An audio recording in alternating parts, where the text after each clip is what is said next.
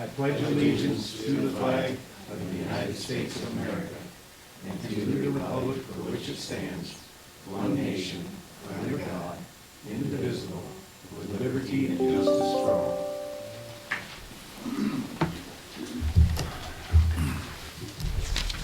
Good morning, everybody.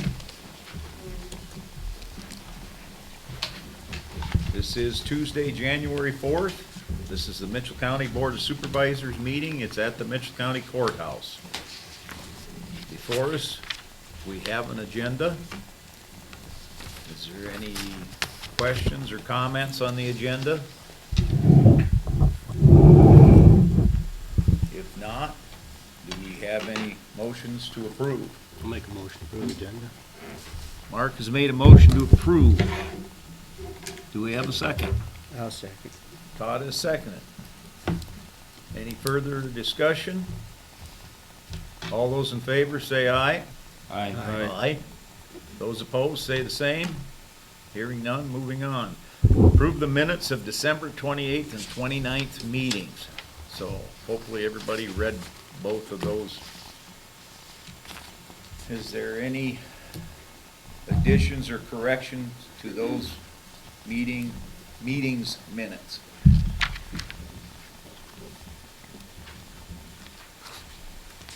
I'll move to approve the minutes of the December 28th and 29th meetings. Mike has made a motion. Second. Jim has seconded. All those, any further discussion? Roll call, Todd. Aye. Mark. Aye. Steve. Aye. Mike. Aye. Jim. Aye. Moving on down. Approve the Board of Supervisors Chair and Vice Chair for this upcoming year. Or this year. I'll make a motion to approve Mike as chair. Mark has made a motion to make Mike the new chair. I shall second that. You're gonna add the vice chair? We can add the vice chair. Do we have a motion for a vice chair? Can we do that with the same, We have it on there as one. yeah, I mean, So make a motion to move Jim as vice chair. And again, I will second that. So Mike is chair, Jim is vice chair. Any further discussion? Roll call, Jim. aye, Mike. Aye. Steve. Aye. Mark. Aye. Todd. aye. All right. Mike, do you want to take your spot here right away? I guess. I think you do. I think I do.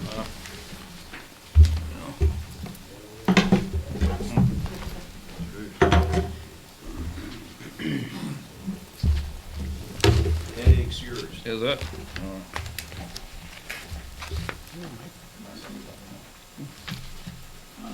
You'll do fine. Just in case you want to thump somebody.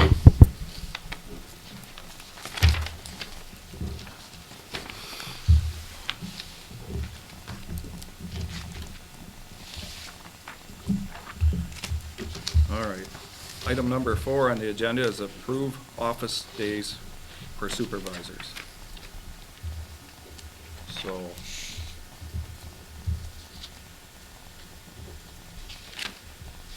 we need a Monday, Tuesday, Wednesday, Thursday, Friday. I move we keep them the same as what we had. Well, I'm going to be here on Wednesday. Okay, you wanna discuss that then? Yeah. I'll take Tuesday. Monday? Tuesday. I'd like to stay with my Wednesdays. You but- can. Yeah, I don't have a problem with any day. Wednesday is Todd. Well, I'm not gonna leave Thursday open. We got 5 of us. Sure. I'd just as soon stay on Wednesday, but I'll go to Thursday if that's the way it's gotta be. Okay, and I'll take the Friday, the chair. Okay. Do we have a motion to approve that? So moved.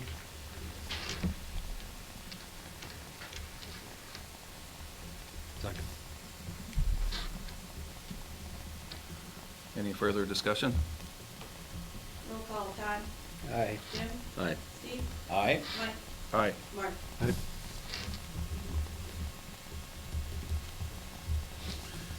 Okay, approve committee and board appointments for 2022. I'll read these off. Okay, animal feeding operation complaint investigation, Frine, District 5, Weary, District 1, Smolik, District 2, Meyer, District 3, Henriksen, District 4. Area Agency on Aging County Advisory Committee, Frine, the alternate of Henriksen. Assessors Conference Board, Weary, Frine, Smolik, Meyer, Henriksen. Board of Health, Meyer, alternate, Smolik. Board of Supervisors appointee to NICOG Board, Tracy Church as the non-elected person, Rick Bodensteiner as the Mitchell County City's appointee. Central Iowa Detention is Meyer with the alternate of Smolik. County Emergency Management Commission, Smolik with an alternate of Weary. County Social Services 28E Governing Board, Henriksen with an alternate of Meyer. 911 Board, Smolik with an alternate of Weary. FMC DCAT Governance Board, Frine with an alternate of Henriksen. FMC ECI, Frine with an alternate of Henriksen. FMC Landfill is Smolik with an alternate of Weary. Heartland Insurance Risk Pool Trustee, Henriksen with an alternate of Meyer. Homeward is Weary with an alternate of Frine. Local Elected Officials Board is Henriksen with an alternate of Meyer. Mitchell County Conservation Board, Meyer with an alternate of Smolik. Mitchell County Economic Development Commission, Frine with an alternate of Henriksen. Mitchell County Fair Board, Frine with an alternate of Henriksen. Mitchell County Wellness, Henriksen with an alternate of Meyer. NICOG Board, Weary with an alternate of Frine. NICOG Commission, Smolik with an alternate of Weary. NICOG Revolving Loan Committee is Shannon Paulus. North Central Regional Emergency Response Commission, Smolik with an alternate of Weary. North Iowa Community Action Organization, Meyer with an alternate of Smolik. North Iowa Juvenile Detention Services, Weary with an alternate of Frine. North Iowa Long-Term Disaster Recovery Committee, Meyer with an alternate of Smolik. North Iowa Port Authority, Weary with an alternate of Frine. North Iowa Regional Housing Authority is Tracy Church. Northeast Iowa Local Workforce Development is Henriksen with an alternate of Meyer. REAP Committee is Weary with an alternate of Frine. Safety Committee is Smolik with an alternate of Henriksen. Second Judicial District Department of Correctional Services, Weary with an alternate of Frine. Shell Rock Watershed, Henriksen with an alternate of Meyer. Sister City is Shannon Paulus. Substance Abuse Coalition Board, Meyer with an alternate of Smolik. T21 Region 2 Policy Board is Weary with an alternate of Frine. Upper Cedar Watershed is Weary with an alternate of Frine. Upper Wapsie Watershed is Smolik with an alternate of Weary. Valent Biosciences is Frine with an alternate of Henriksen. So we need a motion to approve these boards for the next year. I'll move to make that. Todd, I'll second. that was made a motion. Steve has seconded it. Any more discussion? Roll call, Mark, Aye. Mike, Aye. Steve, Aye. Jim, Aye. Todd. Aye. Okay, moving on. We got number 6.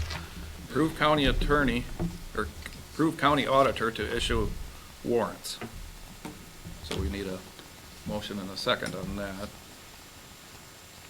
Move to authorize county auditor to issue warrants in payment of all county payroll, Iowa public employees' retirement, social security, health insurance, and approved claims. I'll second that. Okay. Any further discussion on that? Roll call, Mark. Aye. Jim. Aye. Mike. Aye. Todd. Aye. Steve. Aye. Okay, now we need a motion to designate the official county newspapers.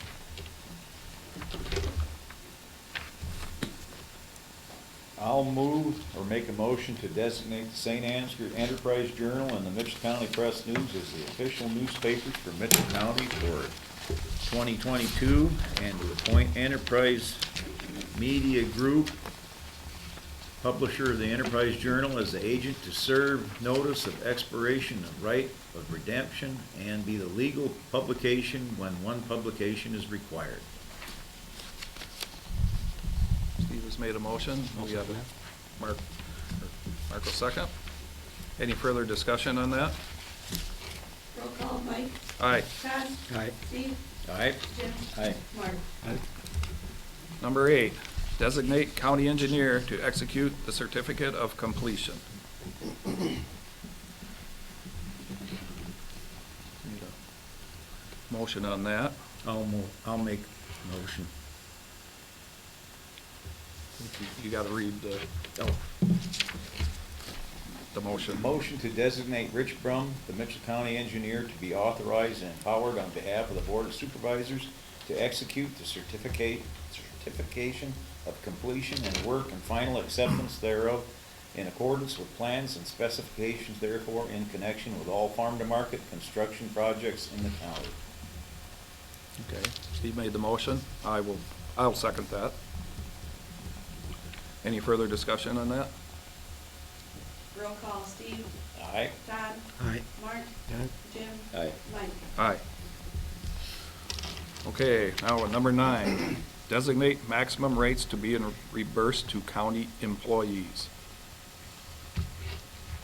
I will move to designate maximum rates that are allowed to be reimbursed to county employees for meeting expenses, room, actual reasonable cost, total per day of meals not to exceed $30, and mileage reimbursement at the okay, and reimbursement at the federal rate of 0.585 cents dollars per mile. Individual meals may exceed the amount allowed if the price includes meeting room expense and shall be so indicated on the receipt. No meals will be reimbursed without a receipt. Appointments of supervisors to various boards shall constitute approval for necessary expenses at those board meetings incurred throughout the calendar year 2022. County supervisors using a personal cell phone to conduct county business may receive a monthly stipend of $30 for partial monthly billing costs. Okay. I'll second. That is seconded. Any further discussion on that? Roll call, Jim. Aye. Todd. Aye. Mark. Aye. Mike. Aye. Steve. Aye. Okay, number 10, appoint the Mitchell County Medical Examiner.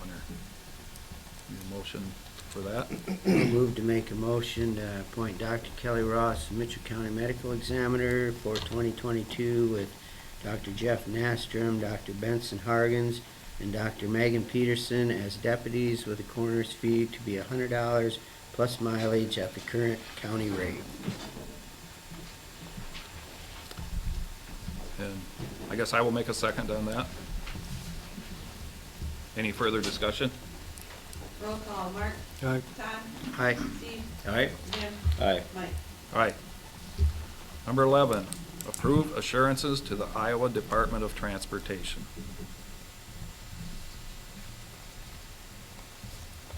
Need a motion and a second on this? I will move to provide the following assurances to the Iowa Department of Transportation according to provisions of the 1970 Uniform Relocation Assistance and Land Acquisition Policies Act. 1, it is the policy of Mitchell County to acquire right-of-way in accordance with Title III of said 1970 Act as amended by Title IV and applicable state laws. It is the policy of Mitchell County to provide relocation It is the policy of Mitchell County to provide relocation assistance benefits in accordance with Title II of said 1970 Act as amended by Title IV and applicable state laws. 3, Mitchell County will contact the Iowa Department of Transportation for assistance as needed to assure compliance with applicable laws, which are summarized in the instructions entitled Uniform Manual, Real Property Acquisition and Relocations Assistance. I'll second that. Okay. Steve has seconded that. Any further discussion on that? Roll call, Mike. Aye. Steve. Aye. Jim. Aye. Mark. Aye. Todd. Aye.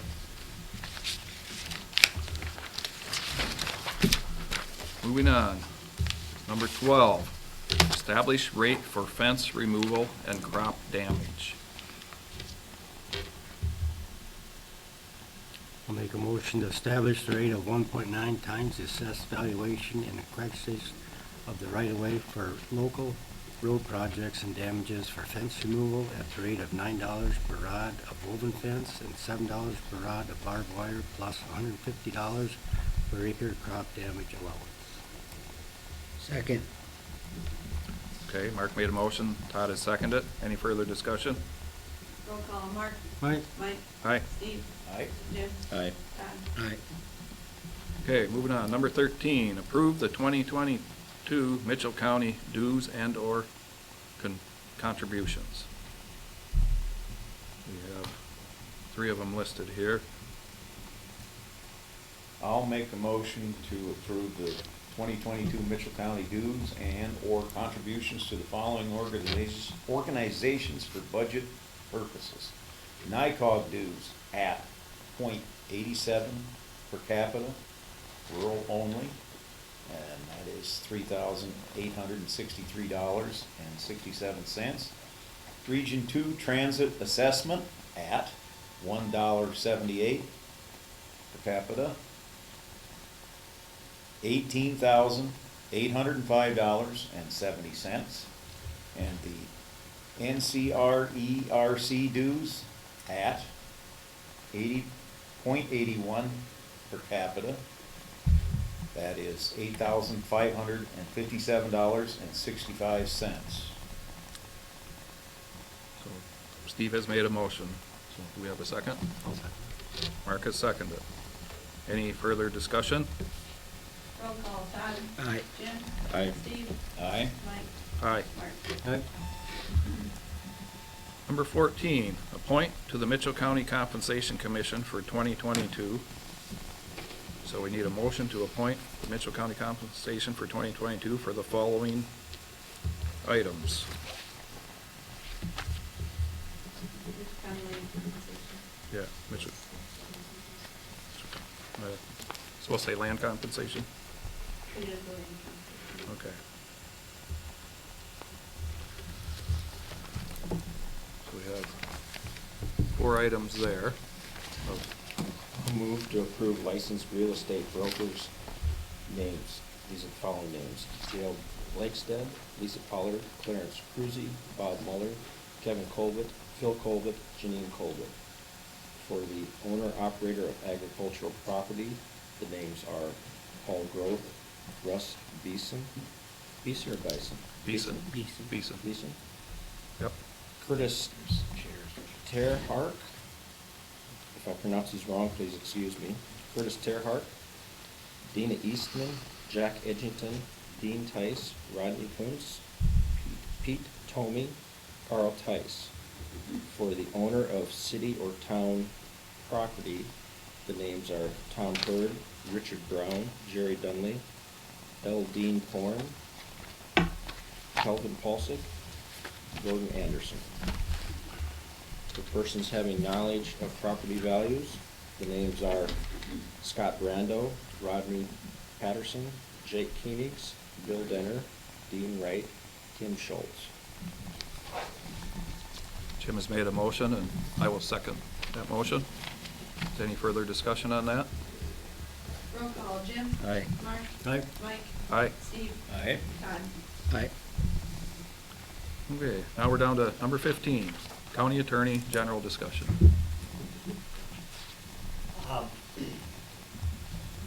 I don't want to take anything out of order here, so I don't want to, so we have to follow the same order.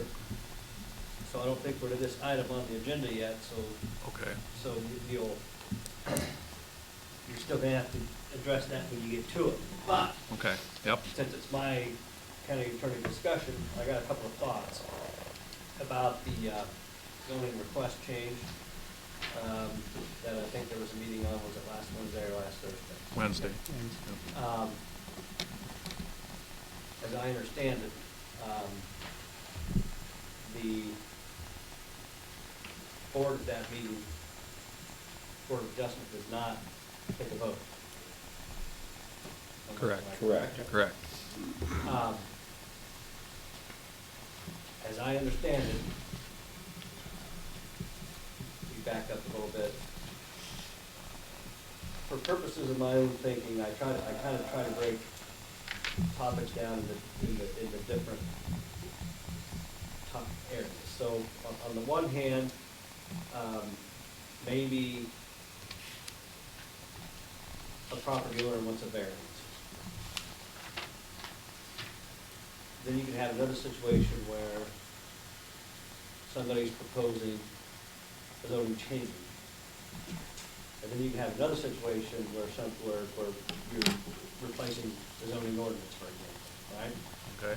Understand, where we're at here is the change in the zoning district, right, from residential to commercial.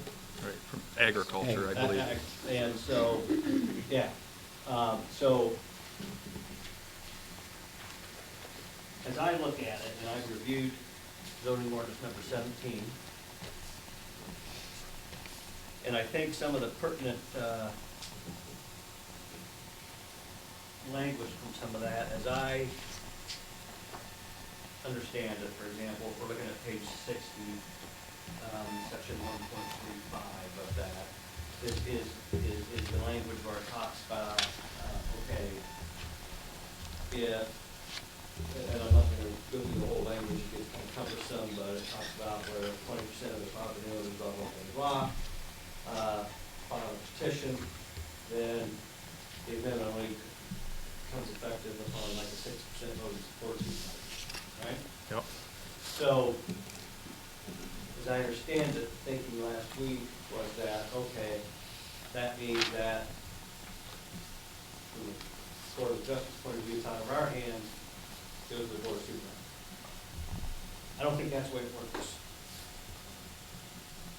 I think, I've done some research on this, somebody takes some oath with the covenant.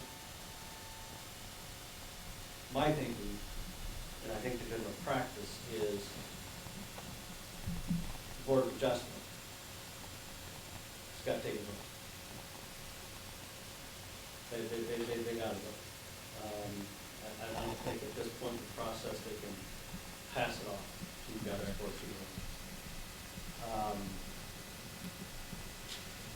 because there's different things that can happen, right? I mean, and my point of view is, and I'll say a couple of things. I'm not engaged in policy. As county attorney's office, I don't make policy. Other officials, you guys, make policy. I'm a legal advisor. So I give my legal advice based on that position.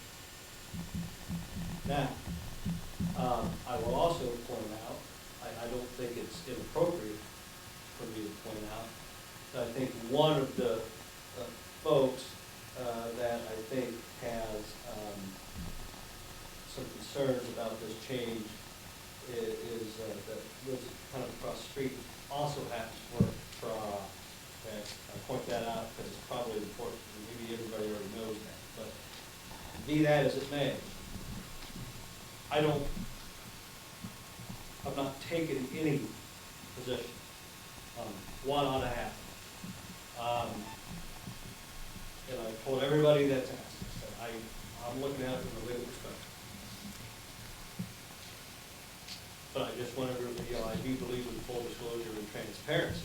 Somebody might say, well, so-and-so works in your office. Maybe yours is like, well, you're right, she does work in the office. And, you're fair to maybe ask and say, could that be kind of your judgment? It's like, well, that's a reasonable question, and what I'm addressing here is just a purely legal question. And I think from a legal perspective, I think the Board of Adjustment has to vote up or down. And they did not. I think they have to. It's not like, I don't want to inconvenience anybody, I don't want to slow down any process, but I think it has to go back there, Okay, yeah. and I think they have to do it again. Okay, I mean, if that's the legal way to do it, that's what we should do, I guess, right? Well, like I said, don't, I don't think, you're still gonna have to address the point when you get to that When we item on get the to- agenda, because we don't right. wanna start, addressing things prematurely, but that, I think that's the correct way to do it. I think it's definitely the legally safest way to do it. And then after that, You see based what on, happens. see what happens, and then on that, it would come back here again? Is that?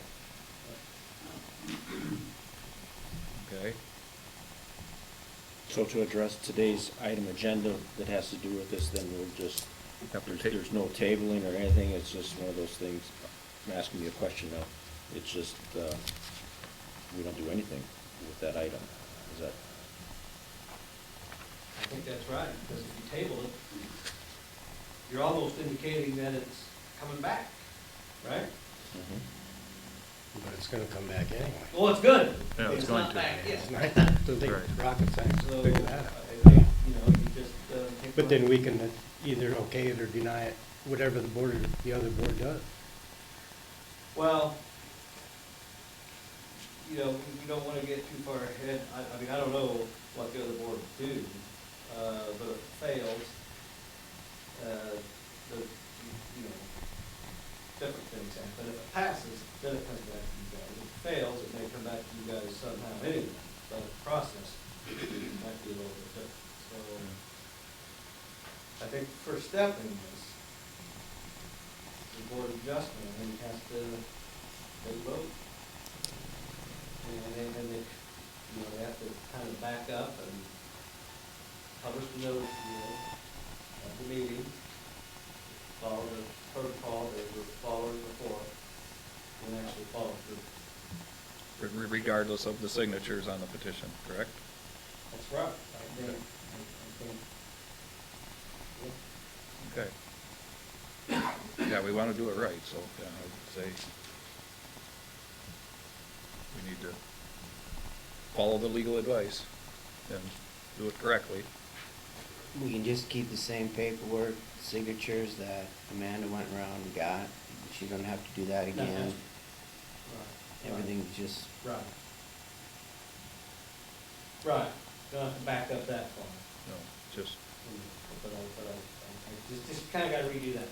okay. Basically have the meeting and then have the Board of Adjustment make a decision. Up for that. Okay. All right, well. I know there are people here in regards to wanting to hear about that item. So what's being said, I don't know. I have some comments I want to make when that item comes up. Whether you want to stay and listen to those or not, I don't know if you're just going to all get up and leave now because we're not really going to do anything, but I have some things I want to say. I'll let you know that. Am I say anything? Am I able to say anything today or in person? Is that? I think, well, I mean, there's, Okay. because I also have some questions regarding the. I think, I'm not gonna run the procedure for the Right. board, but I think it's probably okay. I think, just we need to kind of follow the agenda, right? Yeah. So- Follow the agenda. So we're kind of at the county attorney general discussion, so I've kind of given my general discussion, So then you kind of go to the next item agenda, whatever that is, and I've read the agenda, but then when we come to this item, then is, I guess, when the real, you know, the policy-making, discussions take place. Right, and I think then the public can make comments on it, Right. correct? Yes, and then it's limited to 3 minutes, and kind of like the other night, I'll read that off when we get to that then, with the rules, if that's okay, that's what we'll do then, okay. All right, do you have any other discussion on anything else? I don't believe so. Okay, Did Midwest Engineering get a hold of you in regards to those front-end specifications? I mean, has he had a conversation with you? No, that person has not Okay. gotten a hold of me. Okay. Now, I've reviewed those documents. Okay. I don't The last see an issue. Last time I talked with him, I suggested that he get a hold of you, and I wasn't sure if he did that or not. He's not, but I Okay. reviewed them pretty thoroughly. And he will be here he is here today, so, I'm just following up on that, so, okay. I had one thing, if I could clarify for me. The previous attorney said, well, we were gonna have we were gonna give report lines, and Todd asked him if more than 2 of us could be at the meeting, or be there, and he said, yeah, you could be there, just don't talk county business. Well, then Jim talked to you about this meeting that was coming up, and he said that we shouldn't have more than 2 there, and was post it to be a public meeting. Well, then Mike called you, and you flipped 180 degrees, and said, nope, y'all can be there, just don't talk county business. So 180 degrees on one. Jim said only 2 of us could be there, that he talked to you that 2 could be there, and Mike talked to you, and you said that all 5 of us could be there. Here's, so it's, yeah, here's. Isn't that right, Jim? Didn't you talk to him, and he suggested only 2 of us be there? And the reason it got put on the agenda is because of what I wanted to have happen. I'll just say it that way. And I'll give an explanation, and I'll pick on the sheriff in regards to it. The sheriff's an elected official, we're elected officials. And if the sheriff goes to church or whatever, and he's off duty, and something happens, it doesn't mean that he's not the sheriff anymore. He's still the sheriff, he's an elected official whether he likes it or not. And it's the same way with us. If we go to church, we go out to eat, it's not a county atmosphere and it's not business, we don't have to necessarily have that on the agenda. But when we go to a meeting that is definitely a county business meeting, I feel that we need to be, we're still supervisors and it's county business. We need to be on the agenda because that's what the law says. I was uncomfortable with more than 3 of us being there, so I wanted it on the agenda. So if it's a problem, it's because of me. And let me, when you said I flipped, I tend to be a pretty blunt fella, and I don't think I flipped on any of you. So let me kind of lay it out the way I see it. Of course, now you went from 3 supervisors to 5 supervisors, all right? So the relevant number is probably good. As I see it, 3 of you guys can't get together somewhere in hot county business, say, on Saturday. Can't do it. 3 of you, if you have to be out to eat, and you're talking about the Iowa Hawkeyes aren't worth a damn, you're probably okay, it just looks bad, right? It just looks bad, it's not a good idea. Now, what I said, who did I talk to? you talked to me and I asked, and you said, well, if you guys don't sit together and don't talk county business, Yeah. you can go to a meeting. And so, as I recall, I believe what I said was, okay, probably safest way is the majority of you not there. But I think the response was, well, we kind of like you, Yeah, it's kind of an interesting topic. We right? I want to think be that's the way the conversation went. Yes, yep. And I said, well, if you're gonna do that, then shouldn't be sitting next to each other, Yep. shouldn't be talking to each other, Yep. and probably shouldn't be involved, frankly, in any of the discussion. Yep. Yeah, that is what you told me. And that's And what I think. that's what we were. We just sat there, we didn't say anything other than we had to bring up The liquor because- license. Yes. For the bowling. Other than that, we did not speak, so we were okay. Well, if we're in a room where there's county business going on, and there's 3 or more of us there, I'm gonna want it on the agenda. I'm gonna want agenda for it. Well, that's fine, that's If we, just, if we meet up and tell you what, no. I mean, if we see each other there, no. But if there's county business going on, we're going to that room because we know there's county business going on. We're supervisors, whether we like it or not, and I want it on the agenda, I want an agenda for it. But what you're saying, though, if we don't speak or say anything, we would still be okay. I think it'd be okay, but I think the best practice is, and I indicated this at the time, and I think this is, what Mike was indicating, I don't know what he said about, prior to Mark Hvac, he's also my law partner, I've worked for years, but I think, his position was kind of was, and my general position kind of is, you know, maybe avoid a bunch of you sitting and tell you what at the same table. Yeah. Well, no matter what you're talking about, right? Now, if you go and tell you what, and you're talking about Iowa Hawkeyes or Iowa State, I think you're okay. The problem is you got public perception out there that creates trouble. So that's why I think that kind of distance. Now, what you're saying, and I wasn't at that before Justin was going to speak, so I don't know what the specifics were, but, you know, if you're all there, and you're just observing, you know, talking to each other, I think probably okay. But, as I believe I indicated first, the best practice might be not, you know, 2 of you go and the other 3 not. Part of an attorney's job is risk management, right? I mean, that's all an attorney is, risk management. And you take it different level. And you might say, am I okay if I do this? Yeah, you might be okay if you do it, but is it the best practice? It may not be the best practice. So, with all of you being there okay, as I understand what happened, I wasn't there, as I understand what happened, I think you're okay. Somebody might say, do I think that's the best practice? I would go back to what I originally said when I was talking on fire. I think the best practice is to avoid those situations where you've got 3 of you. well, I guess for making an agenda, it's a 24-hour notice, correct? So it's not a big deal, is it, Rachel? So I think if maybe more than 2 of us are planning to go to something, maybe we should contact Rachel and have an agenda, so then we're covered. That's what I want. Let me back, and was this item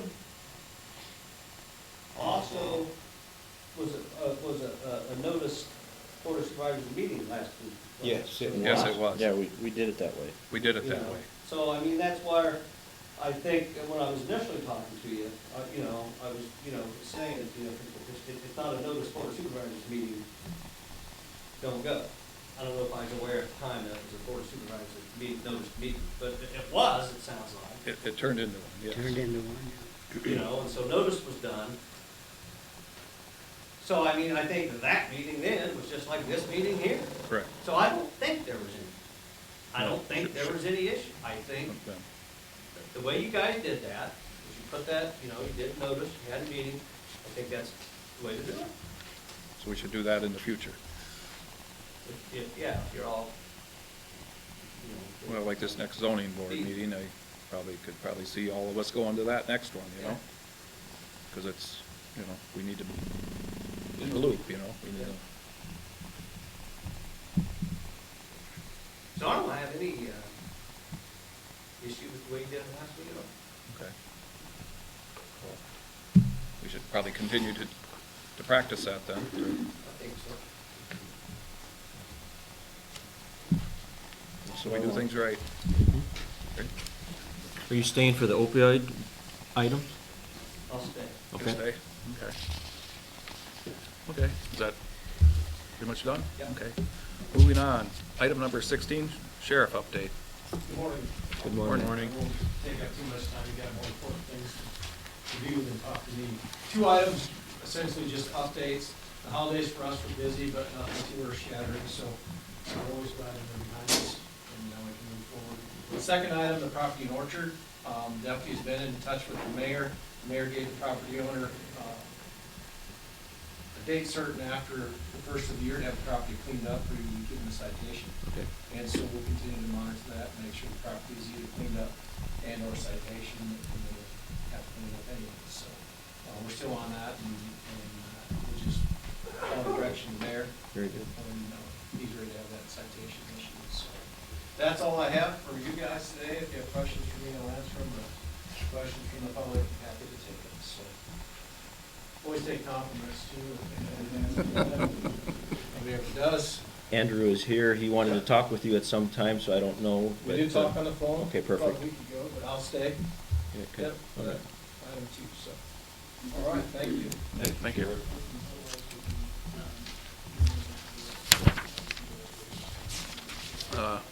Item number 17 is department head discussion. Is there any department heads here that have a thing to be discussed? I will put, the time clock, so we're in the process of training. If department heads could give me a couple employees or all of them, I can show you how it works briefly, just to try it out and try and get all the people with that. Okay. So you want the You want to department, use it to see if there's problems. okay, so you want all the department heads to get a hold of you? See if there's good. Okay, any of them are out there listening to reach out to Rachel? I have two things I want to ask. One is, how many people are going to attend tomorrow night's planning and zoning meeting? Are we going to have 3 or more? I would I'm like to. attending. That's for Valence Solar Energy. The only reason I ask is if there's going to be 3 of us, I want an agenda put together. Otherwise, we don't have to work on it. I Do an suppose we better agenda? do an agenda. Okay. Yeah. Okay. And then we got a request from foster grandparents funding in early December. We've never really done anything with it. I requested some information from them and received it, and she was more than willing to come here. For some reason, we haven't funded them since 2016, and so I've been doing asking some questions as far as why we haven't done that. The information that they sent, it looks like an excellent organization. People, most of the kids that they have are in Mitchell County, out of the That's 4 the one out counties. of Charles City? Yeah. I thought we approved money for them last year, didn't we? Mm-mm, they haven't received any money since 2016. I don't know if that was in So we'll need to maybe work on that. Okay. I'm just bringing it up now, so. Okay. What did they receive in the past, do you know? Or- They received $1,300 in 2016, and they want, 3 now, don't they? pardon me? 3,000, don't they? 5. So, anyway, something we need to discuss. Okay. Since it's softer than anything. Yeah, I swear we approved that one last year.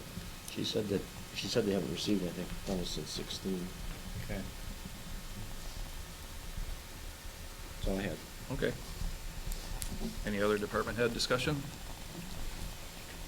So moving on, number 18, county engineer update. Morning. Good morning. Couple updates. I sent you guys an email here last week on a bridge on 105 at the intersection of S70. I should have got you some pictures. I don't know if you guys saw those pictures or not, but quoted you a picture of what was prior to and what we've seen now. So we're trying to expedite some stuff so we can get a project going to repair that bridge. And the thought is if we repair one side, we're going to repair both sides and get it taken care of. For those that don't know, that was a bridge the DOT widened years and years ago, and they left the old limestone back wall abutments in. And over the years, we've been keeping an eye on the limestone abutments, and they've been deteriorating. And this year was a year we were going to do a mild repair on the east back wall. And this year is also our 2-year bridge inspection, and the bridge inspection showed severe deterioration in the back wall of the limestone. So we're going to try to figure out a way to expedite a project to try to get something done there yet. In the meantime, we've got temporary traffic control up. I'm going to contact a traffic control company to see if we can get a more visible, organized traffic control system put up where we may use, I don't know this for sure yet, I want to see pricing and whatnot, but we may use traffic signals until we can get something done there. You know, we're down at the bottom of a hill with another intersection. Right now, it seems to be working what we have, but I don't know how long-term this will be until we can get the unfortunate thing is we were working on a project to do a repair where we wouldn't have to close the road. Well, now that we've got severe deterioration, now we've got to close the road and come up with a plan to fix it.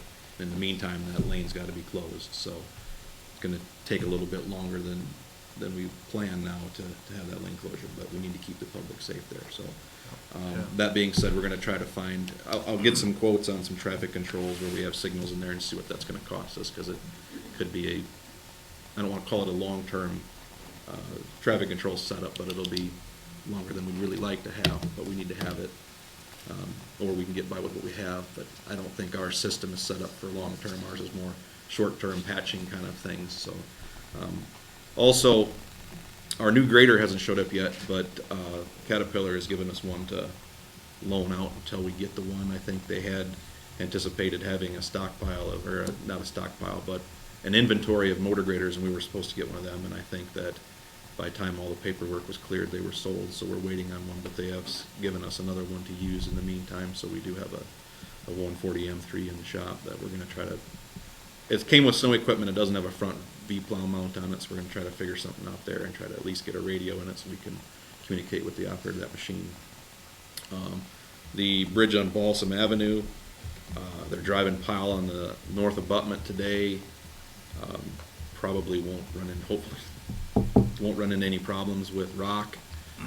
And then hopefully late this week, possibly next week early, we'll be pouring the pier and the abutment on that bridge, and then they'll go right to probably doing channel reshaping underneath the bridge, and then start forming the deck. We have 4 more plans that are in review right now, so that's the progress. And now that the ground's frozen, we'll just have to wait and see how early we can get to paving and guardrail. So we've got a ways to go yet to get the deck formed, and we'll get perfect weather for pouring concrete on that deck. So that's kind of all I've got for you this morning, unless you guys have any questions.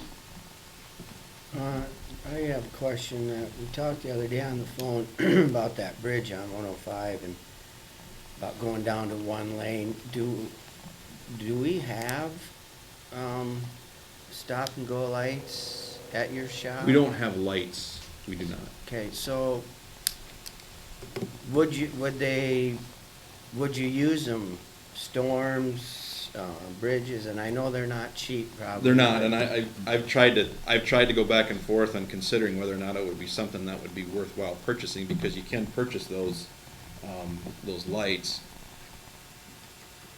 for longer term lane closures. They're really good, but when we do patching, one thing we could possibly use them for is if we do longer stretches of patching where we don't have to have 3 different setups for please alternate and stop type situations, but they're not that frequent. But that's always been in the back of my head of whether or not we could purchase them, or I don't know if multiple counties would purchase them and share them amongst each other. But then again, if counties need them, you'd be looking at probably trying to fight over who needs them and when. But it's been a thought in my mind. I know they're kind of spendy, but that's what I was thinking, that most counties, their hands are tied, so when you go to rent them or whatever, it's like, yeah, sky's the limit. yeah, well, yeah. And that's where we were talking about getting a traffic control company in, just to set up we've got advanced signage out there. It was kind of an emergency setup for the New Year's weekend and whatever else, but we could probably end up putting more advanced signing out there. It's working for now, but I think to be a little bit safer, we need to have more signage, and we don't have all the signage we need, so. Maybe in your free time. Yeah. You could look out and just see what the Yeah, set of them would cost. I've gone through, we get the pamphlets once in a while to find out, and I'll get some rental rates on whether we want to rent them when we need them or buy them. I mean, there's that. I always thought too that maybe a advanced message board would be nice sometimes, but for what we do, sometimes it's more of a hassle to set up and program. By the time you get it set up and programmed, you're done with the job that you're doing. But, Good question. Speaking of signing, we got an email from Iowa Prison Industries that they're having a severe markup. I don't want to say severe, a large markup on their materials now. So we will probably see increases of 22 to 30% on signs. So just keep that in the forefront of how many signs we want to keep planting in the right of way. But Can you move to the DOT? I don't know if they.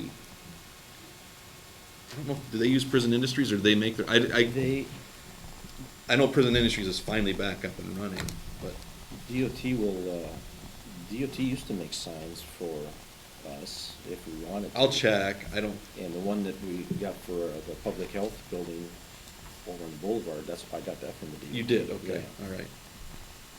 Some days it would be, I won't say be nice, but I know Saragordo County has a sign shop and they make their own. And when they need something, they print it out and they're done. In the wintertime, they got guys making signs for their inventory or as needed, but I know that equipment's really expensive too. So the 20 or 30%. Yeah, right, markup. you're right, yep.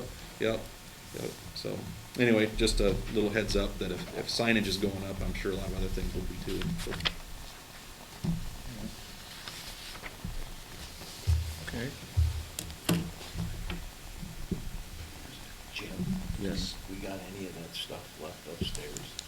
It's all The big, archaic, you know? the big baker thing, remember that? Yeah. That's gone. The roller thing, we might have that, but But that stuff would be all archaic now. I'm sure everything's so different now that, Yeah. to make them, I mean, Yeah, I don't well, know. the material is different. Yep, yep, The reflectivity, yep. all right. Anything right. else? or- No, thanks, I was just kind of talking time clocks with. Okay. Yep. All right. Thanks, Rich. Thanks, Rich. Moving on, item 19, discussion and, we're not doing action, but discussion on venue south of Osage, wedding venue. So, Good morning. good morning, how would you talk? Okay, I will explain. As you all know, since you were all there, we had a meeting on December 29th regarding a rezoning of a parcel from ag to potentially commercial. Nick and Jessica Heeman own the property. The meeting took place, it started at 6:01 p.m. There were 39 people in attendance, which is a really good turnout. I think pretty much the way I ran the meeting was the way that I thought was correct, I suppose. So how it was ran was we opened with Jessica talking to the public and to the Board of Adjustment about the plans and potential for the property. And then we opened a formal discussion from the Board of Adjustment members. Following that were public comments. During that public comment, an individual presented a petition. I was aware that on that petition there had to be 20% of signatures from people who were within a 500-foot radius of the property. If that happened, as my ordinance does read, it shows that if that petition is handy and all of those requirements are met, it was an automatic denial, and the meeting would then be adjourned. So that's how I ran the meeting. I thought I was under the impression that that was correct, and if it's not, then I have no problem rescheduling another Board of Adjustment meeting. But there are people here today that wanted to talk about the meeting, specifically Nick and Jessica Heeman. But that's pretty much all I have. I thought it was going to come to you guys today, and you were going to have a discussion and possible action on it, since that's how I kind of understood my ordinance. But that is incorrect. I will learn and schedule another meeting, so. Okay. That happens. Yes. Yes. Yes. And it, again, I'm fine with scheduling another meeting. It just, I thought it was correct, apparently it wasn't. So I think we all thought that, and then it just happens that research happens and we gotta do something else. So that's all for me, but I think Nick and Jessica would like to talk Okay. about, to you guys about it, so. So, okay, now we'll go to discussion on this, and there's some rules for discussion, I'll just read it off. As chair, I'd like to put in place some general rules for public participation. In the public comment section, usually at the end of the agenda, is for topics not on the agenda. After being recognized by the chair, please come to the front to speak one at a time on one topic for 3 minutes. Action cannot be taken by the board, but we can put it on a future agenda if needed or pass to the appropriate department. State your name, and if you are representing an organization, keep the comments to the subject and refrain from personal or slanderous remarks. The auditor will announce when 30 seconds is left. At the end, we have the right to stop you and allow the next citizen a chance to speak. Also, a reminder to please turn off cell phones during the entire meeting. So, and that, I'll open it to comments. Jess? Is he able to speak for 3 minutes as well? Yes. Or just one? I'd say, oh, Each yeah. we have 3 minutes, Well, or two? We're okay with I think it. each can have 3. Yeah, this Yeah. isn't The under reason I public. ask is- You're 2 people. Okay. Yeah. So I was asked to reread what I had read to you all at the meeting on the 29th. I know some of you were not there, so it'll be an opportunity for you to hear it as well. Good morning and thank you for coming. I know that many of you are here out of concern for changes that could be coming to your neighborhood. I know there are individuals here that are upset, but also know there are individuals here that are excited, including myself, about an opportunity for our community. What I ask each of you is to listen with an open mind. I hope to be able to describe our business idea and to answer any questions or concerns to the best of my ability. We purchased our land in January of this year, knowing we would be building our forever home and raising our 4 children there. We also knew it was a lot of land, but looked at it as an investment and an opportunity. We love the feel of the rural community on the golf course road, and we're exploring ways we would be able to maintain that feel as well as a way for us to have our land work for us. Our idea started with putting in a vineyard. However, a vineyard takes approximately 5 to 10 years to begin harvesting and turning a profit. So we needed to come up with something in addition to the vineyard to make that a financially viable option. Thus came the wedding venue idea. A wedding venue would allow us to become entrepreneurs in our community and benefit our family financially. In our opinion, it would be in keeping with the rural feel of the land as well. A barn look, set back off the road and hundreds of feet away from any other home or building. What would this mean for our county, city, and community? We, as a community, have missed out on several weddings due to couples looking for a venue exactly like the one we are proposing to build. In turn, our community is missing out on significant revenue. Our wedding venue would benefit our community in so many ways. Not only would we be keeping those individuals looking for this type of venue here in our community, we would be drawing people from other counties and communities as well. Each event would bring revenue to hotels, restaurants, retail stores, gas stations, caterers, florists, photographers, etc. Not to mention the people we would be able to employ. I believe this would be a true asset to Mitchell County. Now, some of the concerns that were brought to us that night during the meeting on December 29th from community members and neighbors. I would like to take a minute to discuss some of these concerns and also to present some of our own as a business. First, in researching what our current zoning is, I looked at the Mitchell County Courthouse webpage where it states zoning, not applicable. I also looked at Beacon Schneider Corp website, which states it's a Class A agriculture, and then states specifically this is for tax purposes only, not to be used for zoning. So, on the morning of the 29th, I met with our zoning administrator to request a zoning map.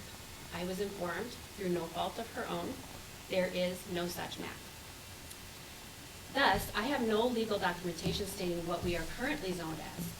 My question is, if we do not know what the land is currently zoned at, how do we rezone it? On the same note, we received a copy of the petition against our rezoning. It states, quote, Following are signatures of individuals who do not approve of rezoning parcel number 10351000007 and parcel number 10351000008 from residential parcels to commercial parcels. For one, we are only requesting one parcel, parcel 10351000008, and we are unsure if this is a residential parcel or if it's an ag parcel or what it actually is. This may seem like a technicality, but I believe that this should be looked into. Second, during the meeting, there were concerns regarding the placement and relocation of the driveway. Many neighbors expressed concern for this, and we are absolutely willing to move this to the safest location and a location that would be of least imposition to all neighbors involved. We will meet with the county engineer to make the best plan in this case. Third, there was a significant concern for parking. As for parking on the road, we would be willing to put up no parking signs if the county and the supervisor see fit. I have also had a discussion with neighbors to the east who would like the parking lot moved to the north side of the building. However, with much consideration, in order to provide ample parking, we would then need to move the building closer to our neighbors on the south, which I believe would be unfair to them. This also would affect the aesthetics of the property and building, which is the main purpose for the location of this venue. The view and aesthetics is a considerable draw for our customer base. Instead, I would like to propose moving the building back further to the west, allowing for more parking space and also keeping noise and light further away from neighbors. Lighting from the parking lot was also a concern. We would absolutely consider different options of lighting to reduce any ideas are using shorter light poles and or down lighting as opposed to the traditional yard lights. Also, planting trees to the east and south sides to increase privacy for our neighbors and to reduce sound. Fourth, one neighbor brought up an excellent point. In the event we sell the business and it comes under new ownership with new ideas for what should take place on the property, how can we ensure they would be in keeping with this original version and consideration for our neighbors? We are willing to work with the county and any stipulations recommended as long as it doesn't limit our ability to grow as a business. For example, limiting the business's ability to hold large outdoor concerts, etc. Fifth, traffic was another concern. And while we cannot dictate this as it is a public road, I'd like you to consider that the majority of events will occur one day per week, and certainly not every week. And the traffic would primarily be heaviest only 1 to 2 times on that day, not a consistent flow of traffic. Lastly, as you have heard here today, we are willing to make this business a success and also an asset, not an inconvenience to our neighborhood and community. We would appreciate your support and consideration. We want to work with you to create something special for this community, and we hope you are willing to work with us as well.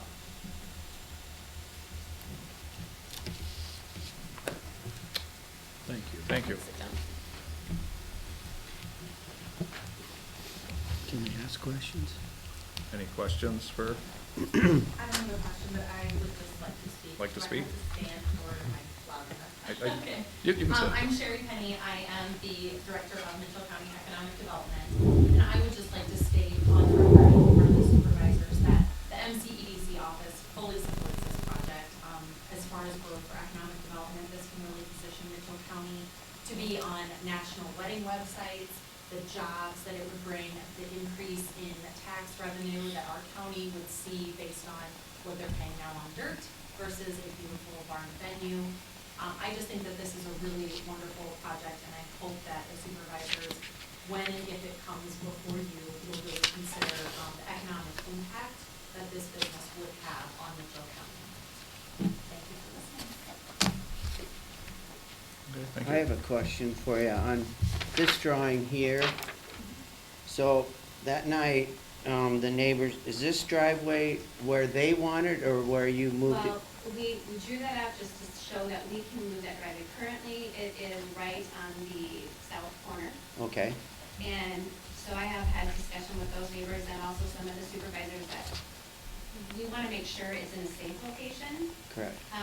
And don't want to impose on any of the neighbors. So, there are neighbors also to the northeast of that line, and the driveway would be pretty close if we moved it all the way over there. So I think meeting with the county engineer would be our best option, and they can direct us on where we should put things.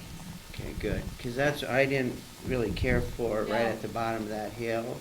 Yeah, But- that whole plan is good, and like I just mentioned, we can push that venue back farther, so it's farther away from neighbors.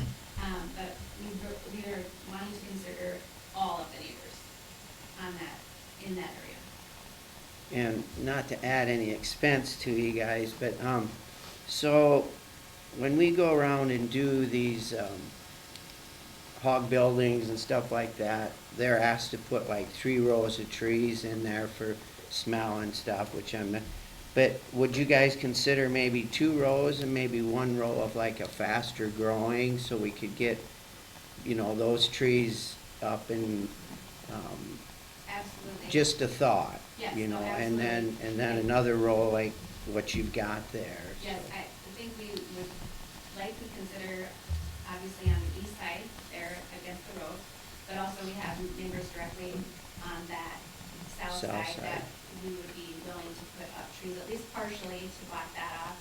There will be, we are hoping to put in the vineyard on the back side of that, so there won't be as much going on in that area.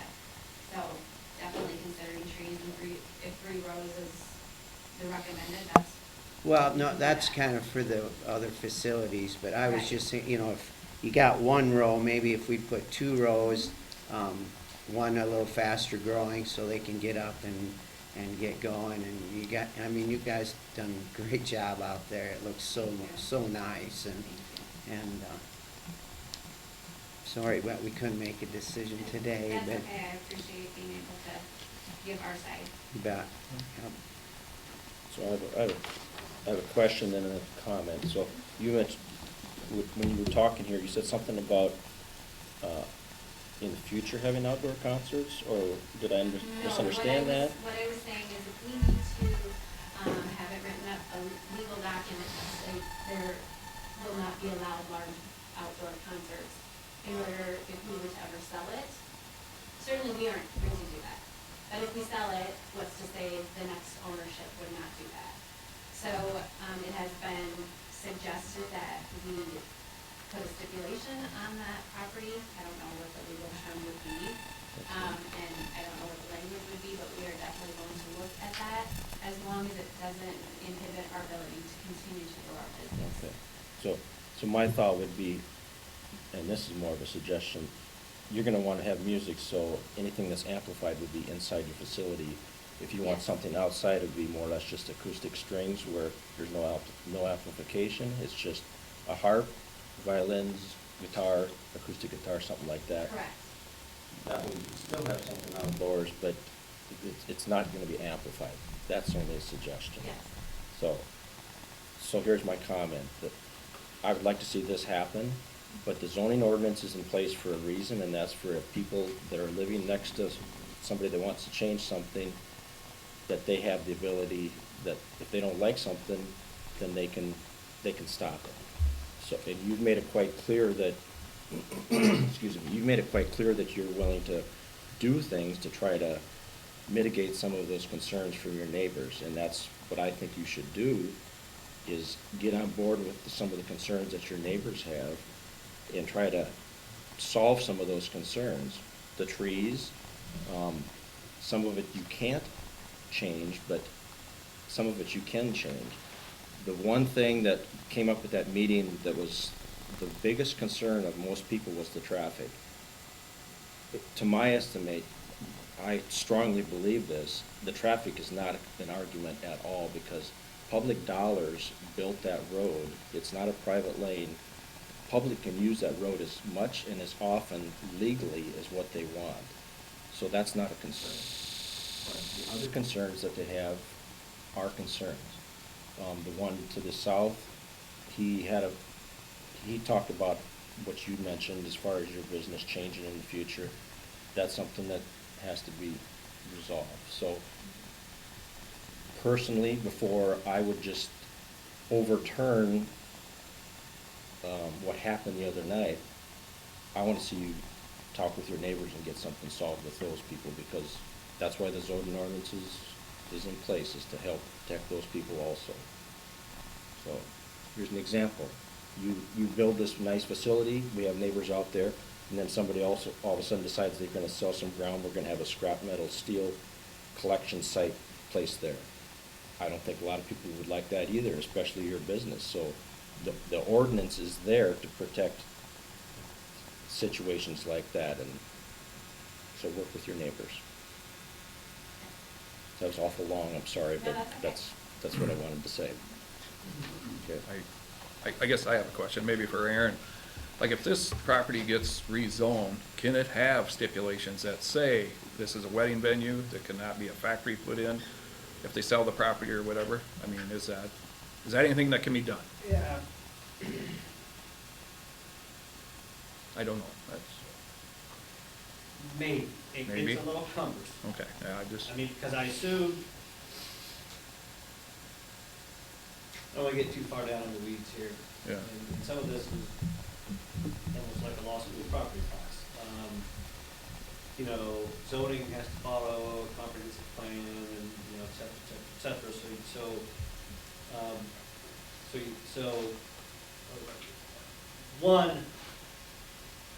One avenue somebody may consider is they might say, well, okay,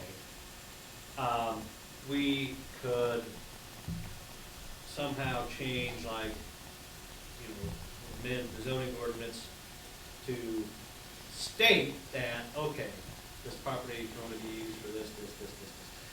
You gotta be a little careful about doing that, because you always gotta be wary of, that you're not, running afoul of, like, the comprehensive plan, right? One of the phrases in any zoning case you always hear is arbitrary and capricious, and zoning laws, zoning changes cannot be arbitrary and capricious.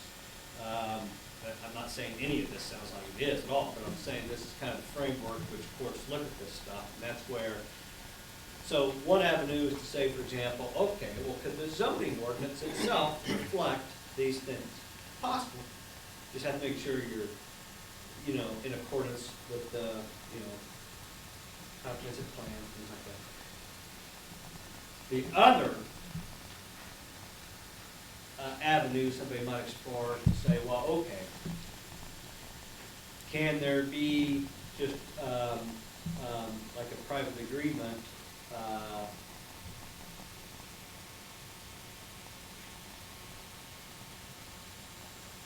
it would be kind of similar, and you know, there'd be some of these property terms, takes me back a while. You're getting into to private conditions where, let's say,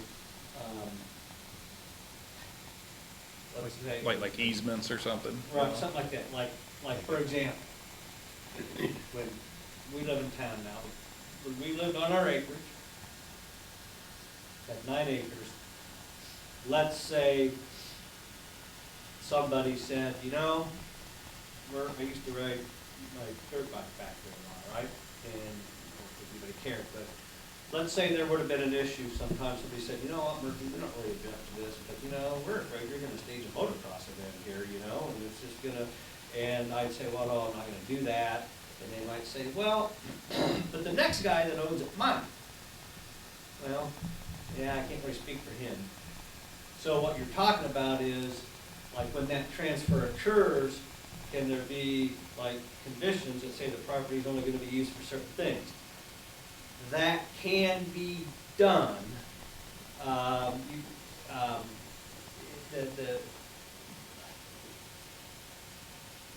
Under certain circumstances. I mean, it can't be,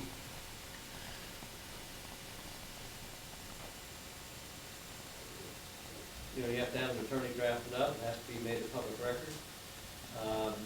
You can never alienate the free use of land.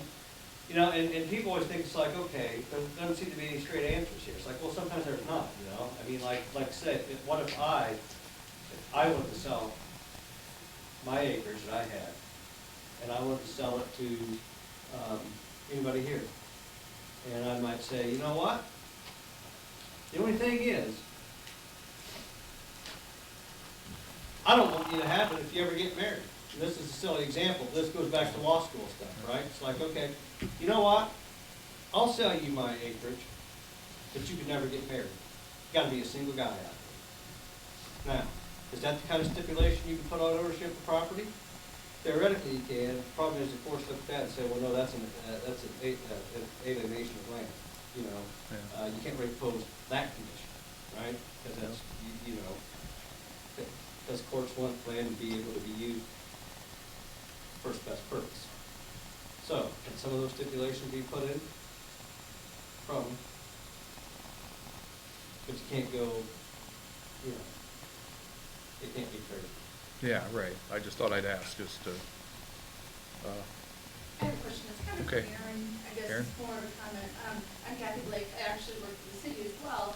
So, in my limited experience with the city and rezoning and board of adjustment, my question would be, could it be a twofold process to where they are not only asking to have the property rezoned, but then also apply for a variance or conditional use, for the specific project, for the specific use.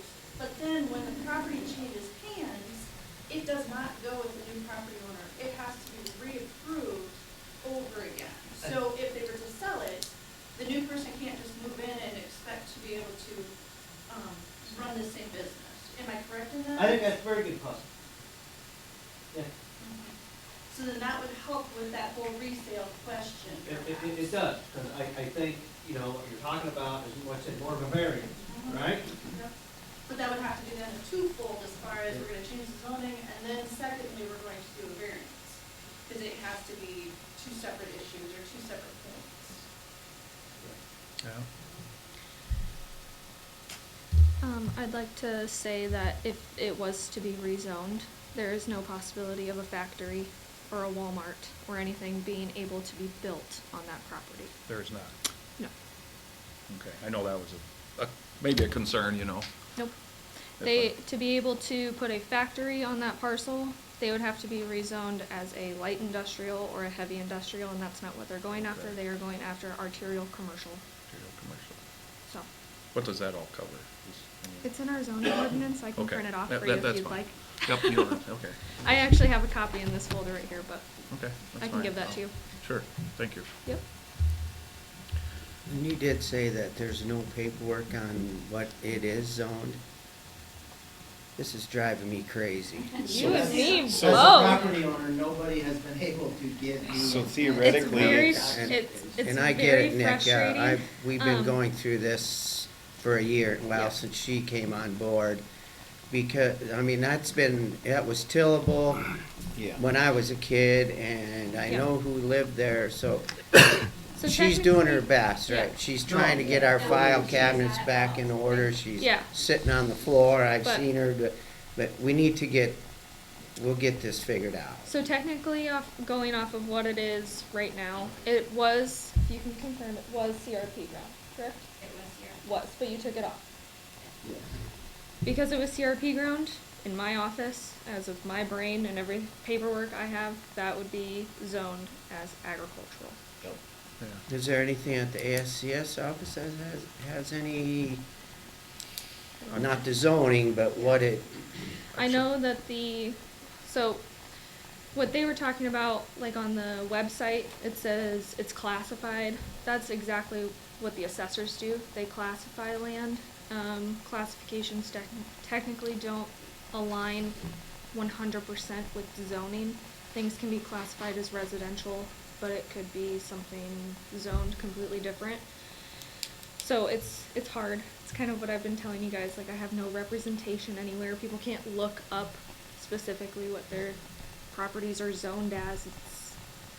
It's a process that it's gonna be a yearly process that can't be fixed right away, and I know it's frustrating because I have to deal with it every single day, but we're gonna get there, but it is frustrating.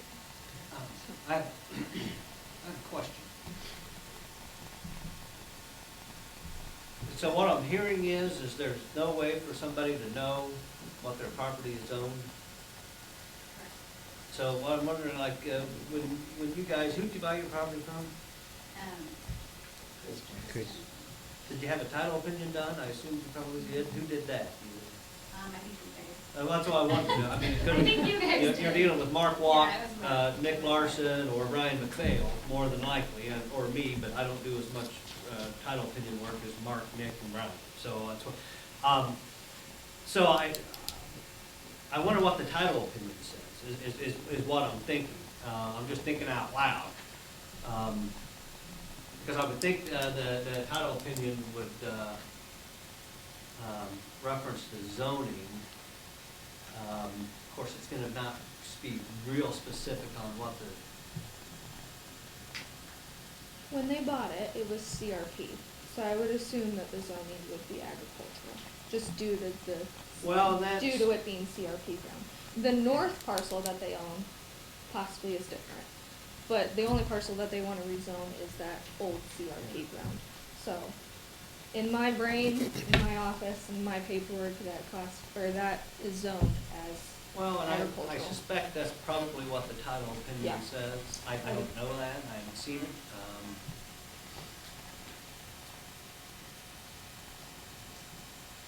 Yeah, okay. It's a process, It's a process. so. Is there any other discussion on this? From anybody? How soon can you get your Board of Adjustments back together? They need a minimum of what is it? It's between 30 and 10, or 20 and 10 day, and I need to put another notice in the paper. So, probably a month. Well, if that's At what we least. decided, we need to get going on it and so we can Yep. get this back to us and Yeah. see what they, Yeah, it's not entirely difficult to schedule another meeting. It's more of just setting the date. All of those, neighbors get letters again, informing them that there will be another meeting. Putting it in the paper, getting any information that Nick and Jessica need from me, just stuff like that. It's not hard to schedule the meeting, it's just arranging it. Correct. It takes a little bit of time, so. So pretty much the outcome's gonna be the same, except they didn't vote. I still don't see what their vote has to do with it. The way you showed us the other night. Well, would they have to come with another petition then too, since it's a new, That's a No, great question. I don't think so. I think so? Okay, I say we vote, get it over with. maybe they'd wanna withdraw their petition too, be based on, I don't know. Yeah, maybe, if the Hemans decide that they wanna talk with their neighbors and figure up everything that they possibly can to work with their neighbors, they may wanna withdraw the petition. They may wanna submit another one. I wouldn't be able to know the outcome Yeah, until right, that night. correct, yes. I think it needs to probably go But- down the proper channels and, But I do see your point, Mark. However, with the board actually taking a vote that night, there is an outcome. So that's the good thing. It's not just shut down because of a petition from what my zoning ordinance says, so. Can your board take a walking forum, since they've already had the meeting, had the discussion, had a petition, the outcome, like you're saying, the outcome is going to be, everyone's going to voice the same concerns, and your board just do an email walking forum and take a email vote? I don't know what your bylaws state, so I'm just curious if that might speed up the process a little bit. That would be a question that I would refer to Aaron, and he is looking at me like he Yeah. doesn't want that question whatsoever, Aaron's- but. Well, I don't mind the question, I'm just saying, I don't think that's a process you wanna Okay. follow, because. It's probably not one that I wanna follow Oh. either, for the mere fact that a lot of people that night didn't get to express their Yes, sir. opinion. Whenever you hear the word walking quorum, that's when any, everybody in county government will say, uh-oh, bad. No, you don't want to do that. Okay. So, Is it possible for us to get a list of those 12 neighbors that are within 500 feet of the property? it is public knowledge. And also, we do have the petition. Some of the signatures are very hard to read. I am not, I know what 3 of the neighbors are that signed up for the no vote. I need to know the 4th in order to be able to contact them. You can come into my Okay. office. That would be very helpful. I can do that for you. So I have a question. If someone signed that and they've changed their mind, how do they get it off? I believe that Like, if you don't do a new one, how do they get it off? If they've heard a different opinion and maybe they've had a change of heart because they've heard what's really going on. How do they get off that? I think they could publicly speak and redact their signature. I believe that's, They would have to publicly say I something. think that's what I would do. I'm not. Instead of doing a new one with the appropriate, just the people who have the right to make the decision instead of, Right. you know what I mean? Yeah. Yep. There's a lot of people on there that. Yep, Right. and if they have a change in heart on signing that petition, I would highly suggest they come to the meeting and redact their signature and publicly state that, so that way I can put it in a publicly written out minute of the meeting. And it's a new petition, correct, because that would be part of the old meeting, so that's null and void. This would be a new hearing. All my paperwork follows, I think. Yeah, I don't think, I mean, I don't think a new, What they gonna do? I mean, I think the petition that was done is still a petition. I mean, it's, you know, the same petition is presented again, right? I mean, I think that would have to happen. You know what I mean? I mean, I think, so, yeah, the petition is just gonna follow to the next meeting. If somebody says, wait a minute, I've changed my mind, I think they have a right to stand and say, wait, I've changed my mind. But why can't you do a new petition? What? Better off doing a new petition. I think definitely. It is, but I think Is it also, because of what is stated at the top is, I just don't want to go back a month. is that, Well, I haven't seen the petition. that in your motion. I've never Say seen that. it, I'll get them to you. so I don't know what. it just, and it states 2 parcels and it's 1 parcel that we're asking, and it just states that it's residential, commercial, which is, I don't believe that, but again, we don't know, because we don't have that, zoning. And also, Make a motion. only 12 people matter, right? Only 12 within 500 feet are the ones that matter. So when there's people from Alexandria, Minnesota on a petition like this that don't even live here, where does that get people? The night of the meeting, I looked at that petition and I searched for certain names. Millions of people could sign that petition. Only certain ones to me on that night mattered. But it was a wrong petition, it's not even stated correctly, how is that a valid petition?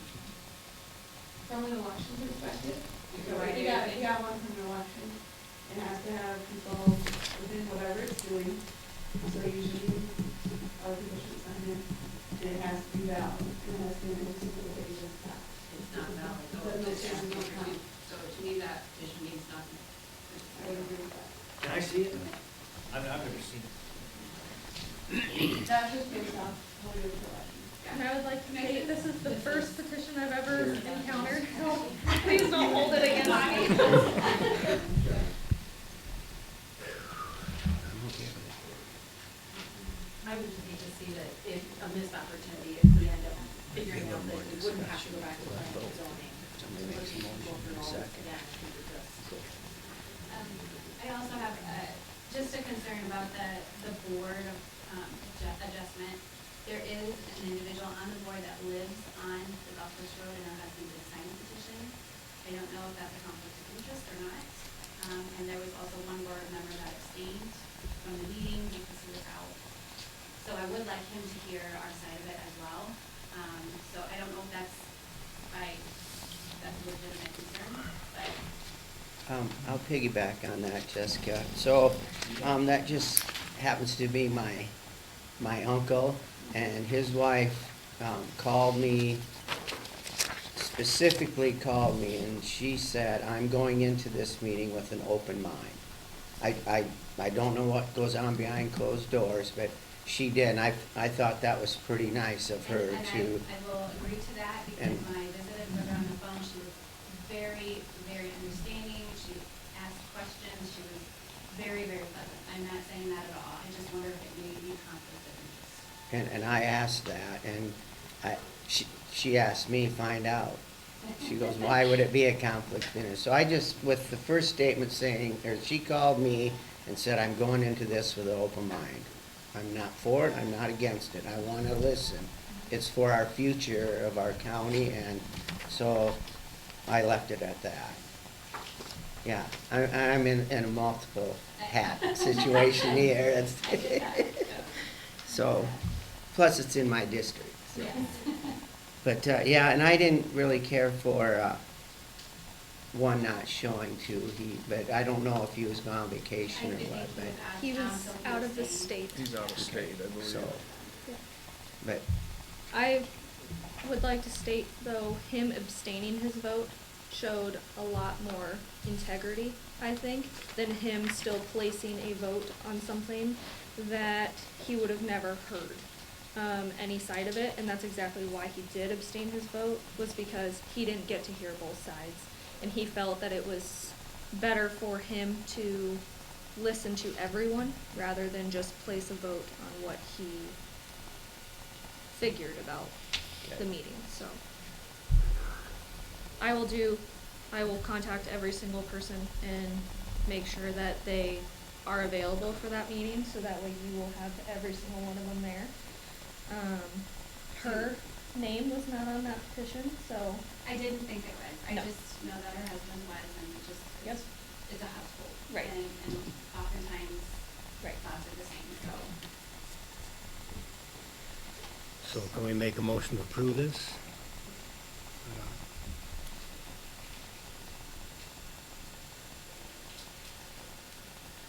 What would you like to approve? I'll make a motion to approve the venue south of Osage.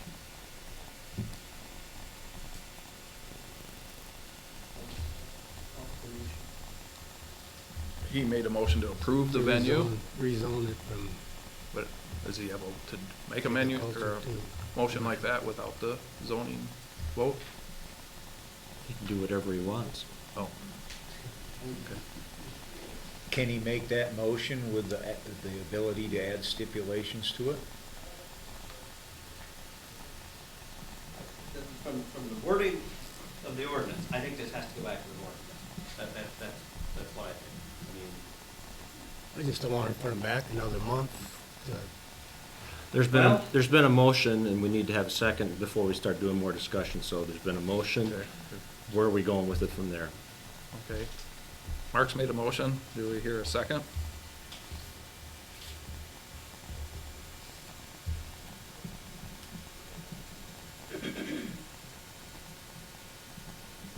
No one? I guess his motion died for lack of a second. So I believe we need to do it. Go back to the zoning board and get that set up and as quick as Yep. you can. And I will do it as fast as humanly allow- possible. I guess it's, since the attorney says that's the proper way to do it, I think we should Yep. follow the channels. Yep, that's fine. Okay. Good? Everybody in agreement with that? Any more discussion on it then? Public? Anybody? Nope. Okay. Okay, Then sounds that's great. what, Thanks. I guess, what'll happen, so. Okay, well, moving on, item number 20, to approve the opioid litigation settlement, which we all have a packet pertaining to that. Yes.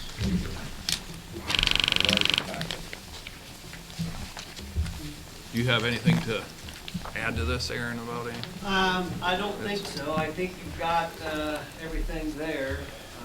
You should have, what, 3 things? Yes, well, it's 4, but Yeah. The final one is all the counties, Ah. like that one. So yeah, basically 3. Right. Yeah. Okay, so, There's no numbers determined yet, it's just a settlement, correct? That's right, and I don't know how soon any money will be received, if any money will Or be if. received. Yep. But you would approve this, Yeah. I mean, and like I said, there's certainly no guarantee whether anybody's ever gonna get money out of it, but being a part of it, I think it's probably, I mean, said, you need to be careful, because I am picky about not trying to take policy positions, but, you know, I guess, you know, as a citizen, I would say, you know, yeah, this is a good thing to be a part of, because maybe maybe the county will get some money out. Correct. That's my citizen, point of view. The county attorney point of view is that it's legal, you might get some money, so go for it. Okay. Do I have a motion to approve this settlement? so moved. Steve made a motion to approve the opioid litigation settlement. Do I have a second? Second. Jim seconded it.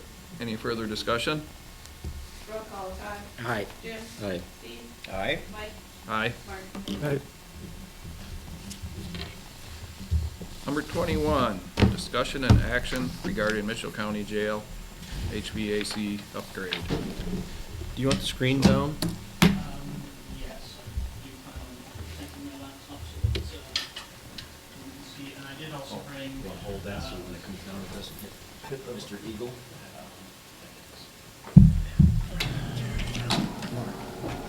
Actually, it might be better if I sit over there if the connection is.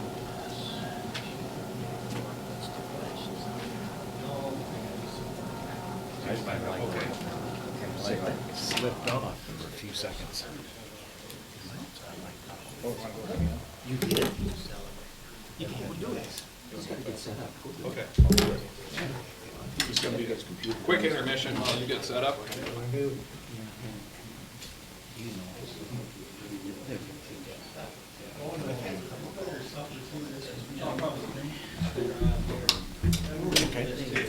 Okay. Perfect.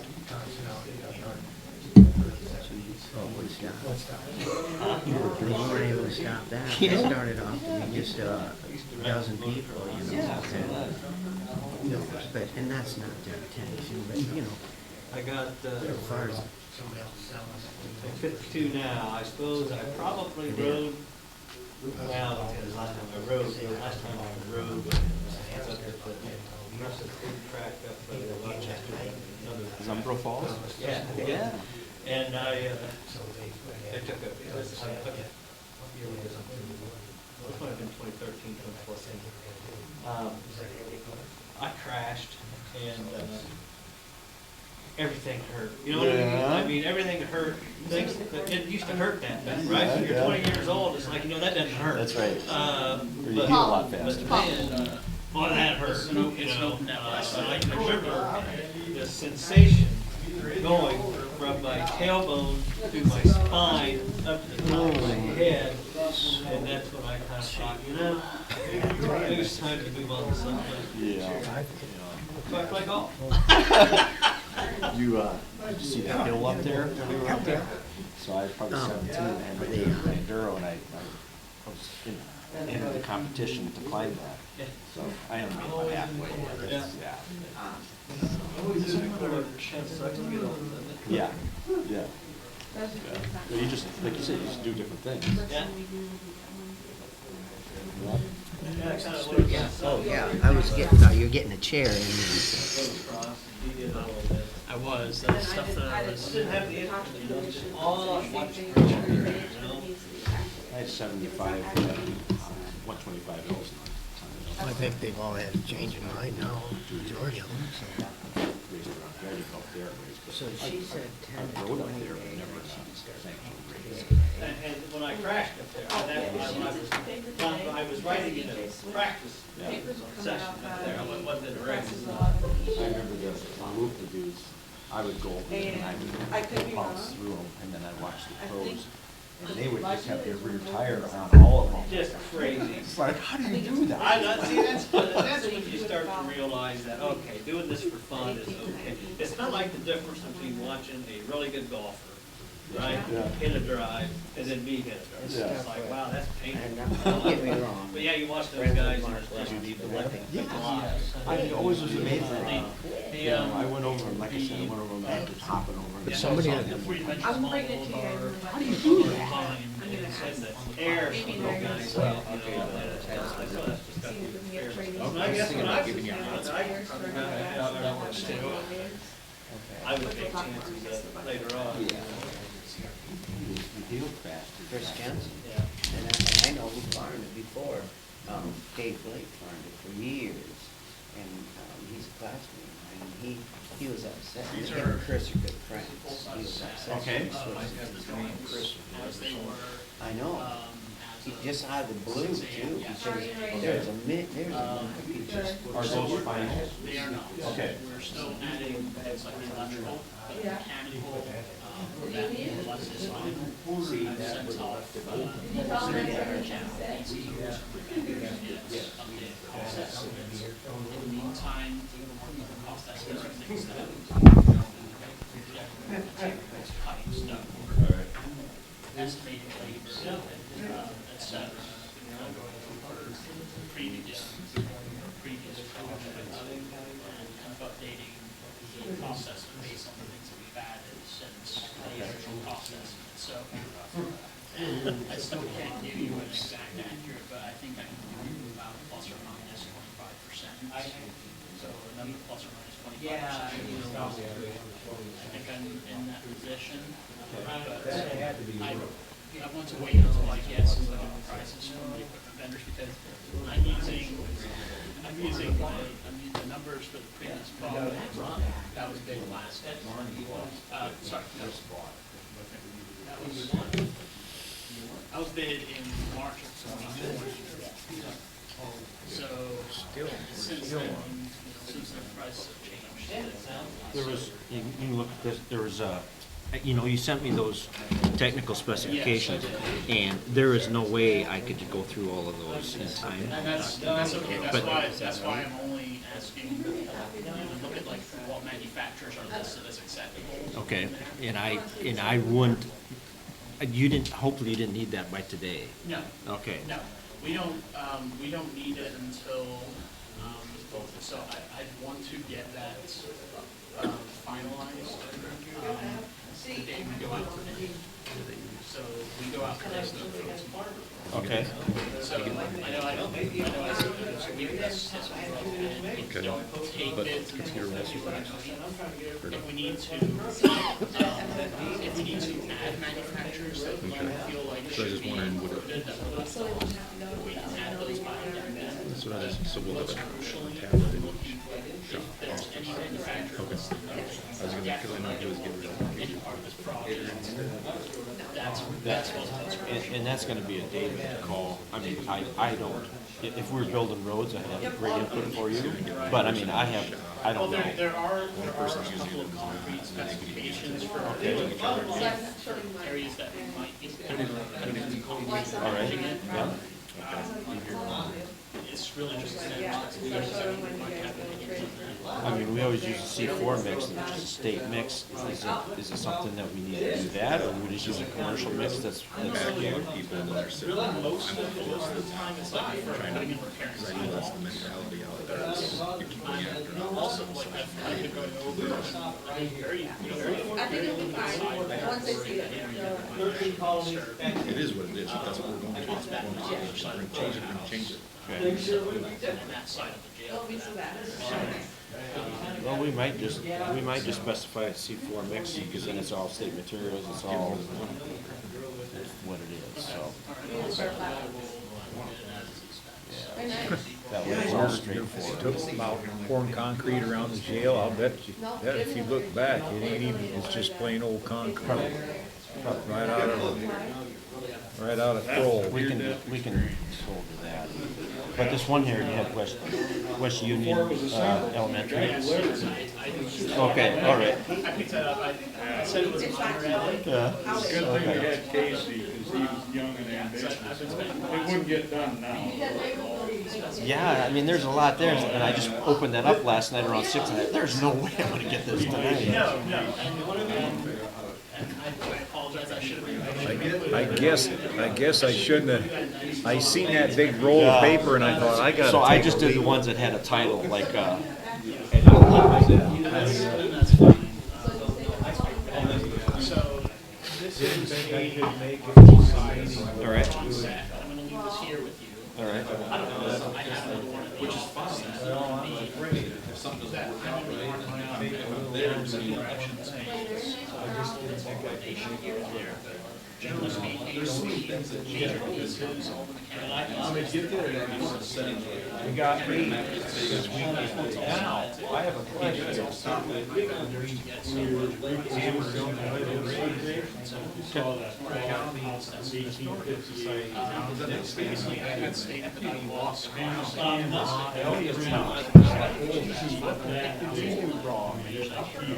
Neat thing, but it looks like you can't see it. I didn't know that. So, I mean, it says it on those pages, but it is true that the parcel, like, it is only one parcel. But what they say, They went down in along they say, the yeah, outside of the if they were to say work, that would be. Sounded like you walked right around out back. Because signature dates. You didn't do anything Yes, wrong. ma'am. No, that's great, but I didn't create it, so. If I created it, it would be different, but that was just what it was.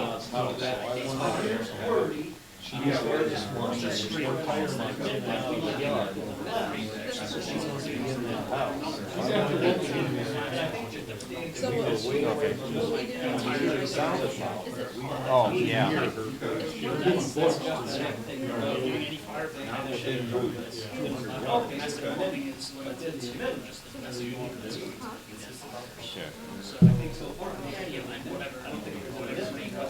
I'll double check it. So there's a lot of things in that. I just think I tried it, so I don't know if Let's get this going.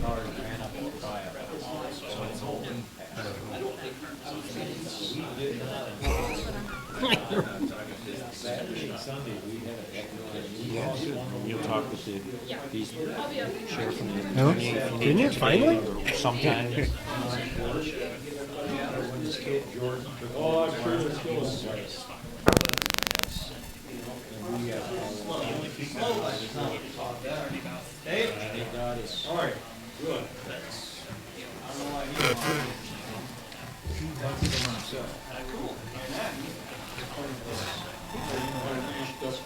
Okay. It's ready to go. Paul, I noticed some of these mics were blinking, so I don't know if they're some low batteries and I stuff. didn't turn Todd's on. And that some, Todd was blinking, his is out now, so his might be dead. So, What's gonna happen? What are you gonna do? Throw some gel? Oh, sure. I turned it off. I turned it off. And I turned this one off too. yeah, mine's been just, Go to jail. I've been blabbering I away. wasn't smart enough, I didn't turn it off soon enough. We spoke into it. Oh, no, three of those. The live one. Okay, Some lights? we're back on here. We're on discussion and possible action regarding the Mitchell County Jail HVAC upgrade. So, we have All right, yes, my name is Andrew Van Beek. I'm a project engineer for this project. I work with Midwest Engineering Associates on this. We've been working on this design now for the past several months. I'm gonna demonstrate I'm gonna display our design for you so that we can get everyone's input. Based on initial discussions with the board and with Supervisor Jim Weary, the biggest design goal of this particular project is to replace the existing HVAC system, which is approaching or at the end of its useful life. The new HVAC system that is designed to maximize efficiency, energy efficiency, as well as tie in with the existing courthouse's geothermal heating and cooling system. This particular project was also designed to maximize indoor air quality. Basically by maximizing the indoor air quality, you reduce the risk of transmission of airborne diseases such as COVID-19. So this overall system is designed to maximize air cleanliness, air filtration, humidification, and dehumidification, as well as correct ventilation issues. So I want to go over the mechanical design as it currently stands. I'll just kind of briefly go over it, and I'll start by going over the current flow diagrams, general design, and open myself up for questions before starting to go into more detail about the design. So I'll start with the flow diagrams. Which one is it?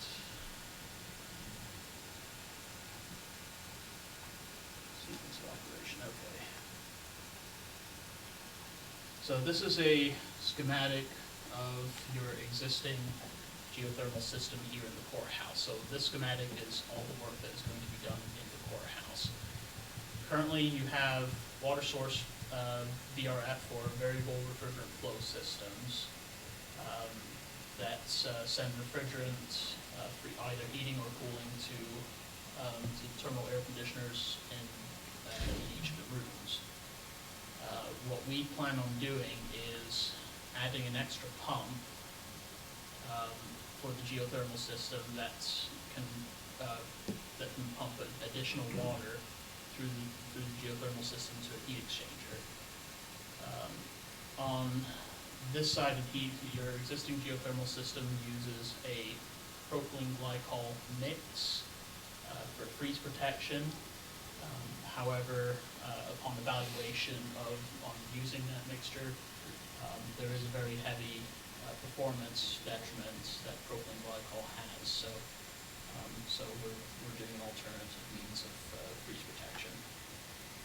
This heat exchanger exchanges heat between the water side, which goes over to the jail, and the geothermal heating side. With two pumps, both redundant, so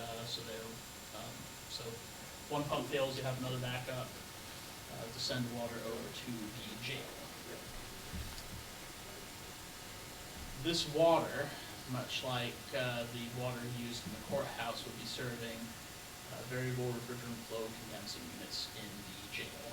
That will send heating and cooling refrigerants to room air conditioners in the unsecured areas, so that would be the office areas.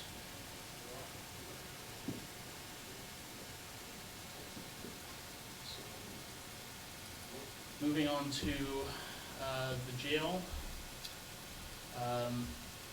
So this water source VRF system, basically what it does is it gives you a heat source that you can either put heat into when you want to air condition space, or extract heat from when you want to heat space. However, what we do have some concerns with is freeze protection, because we are using water, so we do have a backup boiler to maintain the water source, the water loop at the optimum temperature for VRF to work properly. We also have a dry fluid cooler connected to the water source system to basically provide load shed to make sure that the water source geothermal system does not exceed certain temperatures that would reduce the efficiency of the water source VRF units. For like on a very hot day, it'll shed some Correct. of it so the air conditioning still works. Correct, yeah. Okay. So the general intention is that if you have a hot day and you have a full courtroom, for example, if you have a high-profile case, it doesn't happen very often, but it happens. What's going to happen is that as more and more air conditioning is required, your water room will start to get warmer and warmer. This fluid cooler would basically activate, once it starts cooling off outside, that fluid cooler will activate and it will slowly start to bring that room temperature down again. In the jail, we have water source VRF air handling units that are similar in size to what is currently there. However, these new air handling units will be able to, they're not only variable capacity, meaning you can reduce the amount of refrigerant being sent to them based on their need, but also variable airflow, so we can reduce the airflow as needed. We can reduce it to about 60% of the maximum design airflow. Now, the VRF system provides both heating and cooling, but just in case, we have also provided a backup boiler that's sized to handle the full heating load of the jail. So if something catastrophic were to happen to your geothermal field or your VRF system, the boiler is there to provide additional supplemental heat, and it will act as backup, and it will also provide the preheat of the ventilation air coming into the jail area. So that is our current design. Now, this particular design is for the office and unsecured areas. Our intention is to now put an air handling ventilation unit with energy recovery kind of above the control center with on a wooden platform with sound attenuation to try and isolate the sound as much as possible. But this ventilation unit will provide the ventilation air needed for the office and unsecured areas, as well as the work release cells. It will provide dehumidified air with hot water heating capability, so it does have the redundant heating system. We have energy recovery on that, and that is a code requirement, so unfortunately there's not really much we can do about eliminating heat recovery, but that does save you a lot of energy as well. So this DX cooling would be connected to the water source system, to the geothermal system. So you are also recovering some energy by putting that heat into the geothermal system during the cooling mode, and vice versa. Each of the air handling units will be provided with MERV 13 high efficiency filters. Now, in this case, this is going to be changed a little bit. We're going to put MERV 8 filters here, and MERV 13 is a final filtration after the humidifier. So we are going to move the filtration around a little bit, but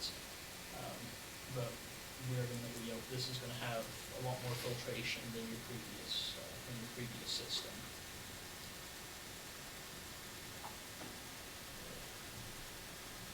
There are probably going to be some ancillary heating, some electric heat, spaceport heat for things like vestibules. During our previous walkthrough, it didn't really feel like they were working, so we're going to specify that they be replaced unless anybody has any objections to those. Other items of note, we're going to update the ventilation for the mechanical room. Currently, there's really no ventilation in that mechanical room whatsoever. We are going to include natural gas sensors, carbon monoxide detectors, so that if the system senses natural gas or carbon monoxide, it will shut the natural gas to that facility.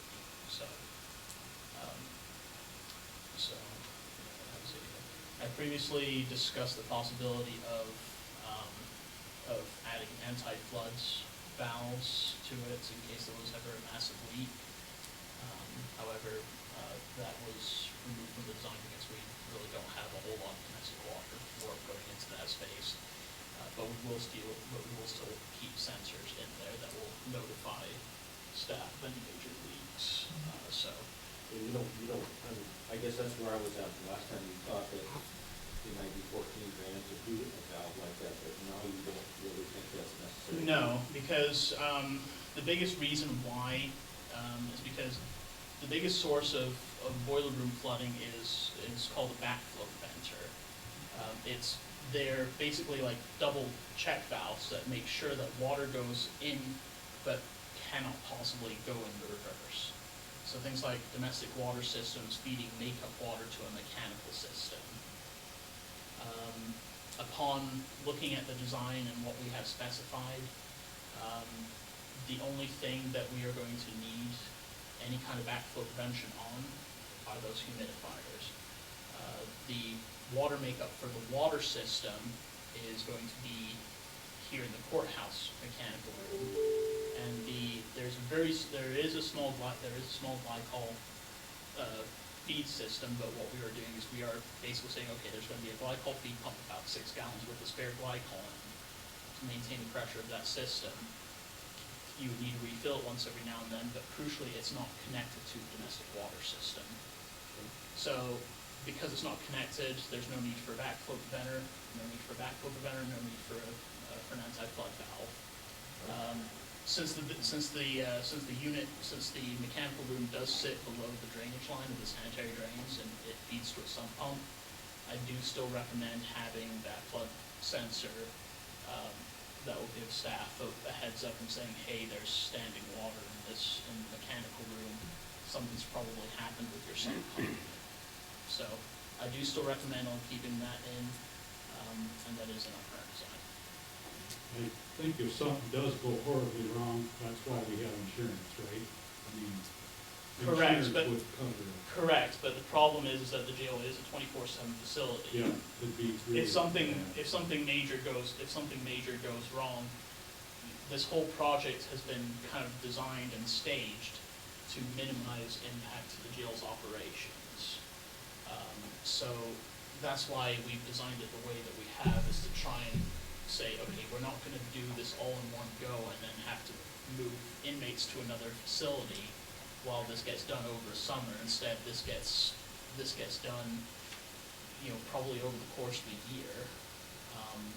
It's going to start with the office areas, getting their ventilation system going first, removing the existing ventilation system once that is up and running, so then you can start making room for the new system in the jail. I'll move on here to the jail's air handling units. So for the jail, what we are currently planning is to have hot water with glycol to provide preheat for the ventilation air that is being brought in. Purpose of the preheat, variable refrigerant flow systems only work when you have mixed air temperature of about 50 degrees or higher. Below that, and it does not work properly. So this hot water air handling unit is absolutely necessary. Let's see here.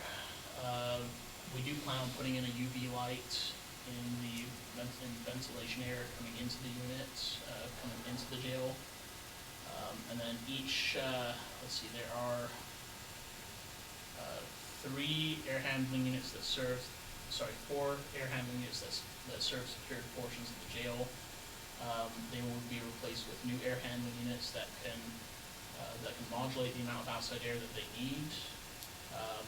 They'll be provided VRF for heating and cooling, hot water, auxiliary hot water reheats that is sized to provide full heating load. So that would be boiler water. MERV 13 filtration, so you're getting some very good filtration out of that, as well as UV lights for air disinfection, and the slipstream dehumidifiers. We have currently in our design, we have 1 dehumidifier above each day room. That's where you'll get the bulk of your the bulk of your humidity from for inmates using the showers. But the point is that if that's, we want to use the slipstream dehumidifiers to maintain space relative humidity for when you don't really need the larger air handling units. We have control systems that command a purge for 2 hours every day. These units will be going 100% outside air and basically flushing the jail of any stagnant air. And for at least 15 minutes out of every hour, these units will be circulating air to make sure that we have air going over the UV lights and the MERV 13 filter.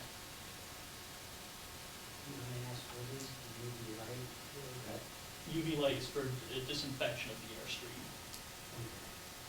Now, oftentimes systems use UV lights downstream of cooling coils, for example, because you can get molded biofilm growth on cooling coils. Unfortunately, with these particular units, that option was not available. So this is the next best thing in at least making sure that the airstream is at least adequately filtered and adequately cleaned. So maybe I'm wrong, but you mentioned light, does that have to be replaced then? UV lights do have to be replaced. They're usually good for between 1 and 2 years. However, we have seen emergence of LED UV lights. They're a bit more expensive, but then they also last a lot longer as well. They typically last between 5 and 10 years. The biggest maintenance,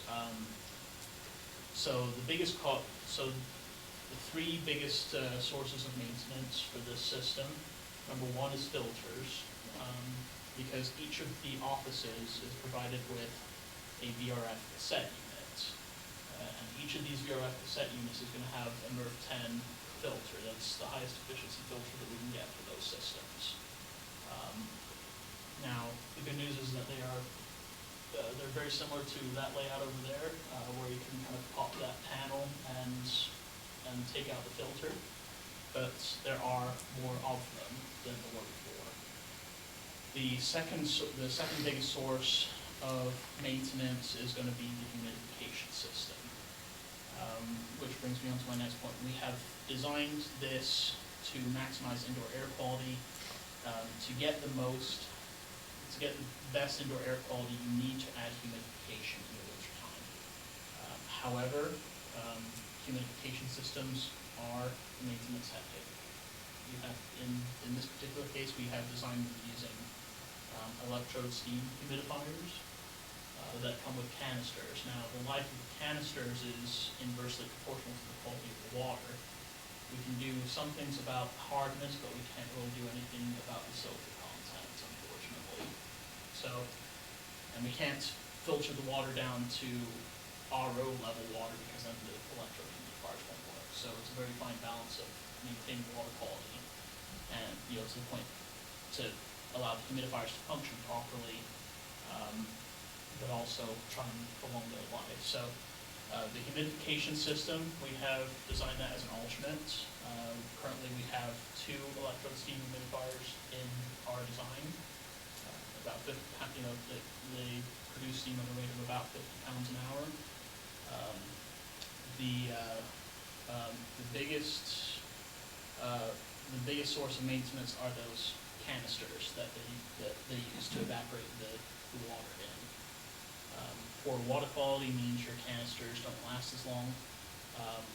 Based on your current water quality and based on our plans to filter and soften the water, realistically you'll get about 1 heating season of those out of each of those canisters. They cost about last time I talked to my distributor, between $500 and $750 a piece. Okay. Yes. How many of you are looking at? We have 2 in the overall system, so you're probably looking at about $1,000 to $1,500 a year in parts to maintain the humidification system, and that's just for the humidifiers. That's not including any salt for the water softener.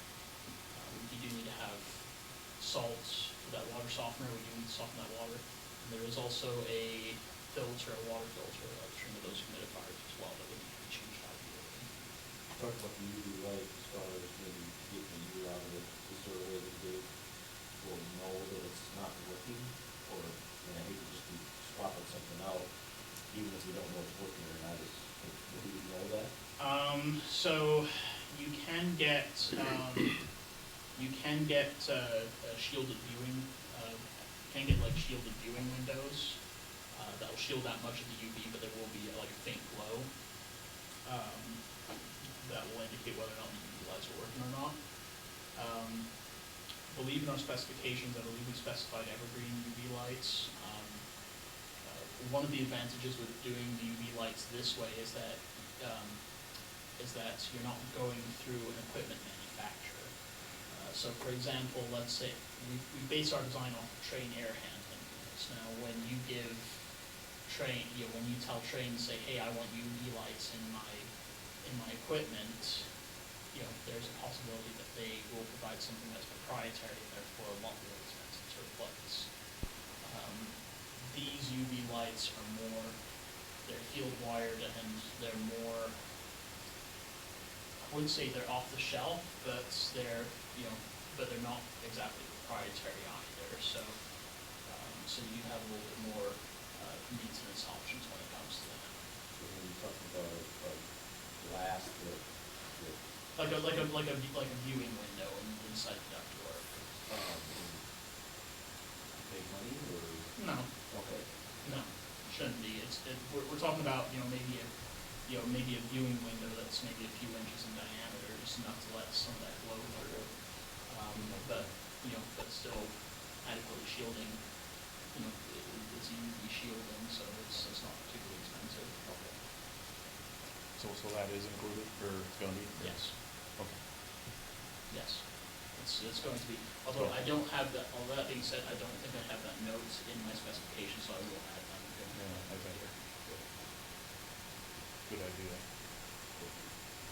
Because you don't know if it's working or not, it's hard to, because I know UV light is dangerous to the, Yes. to the first, to that.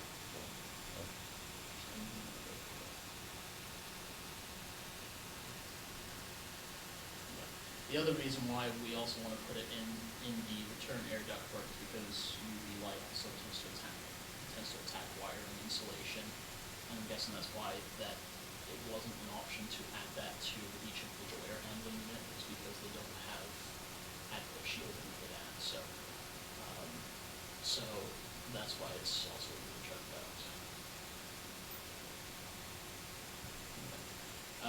Now, as far as what determines occupancy, the one thing I was concerned with adding occupancy sensors to particularly the secured areas is the potential for tampering from inmates.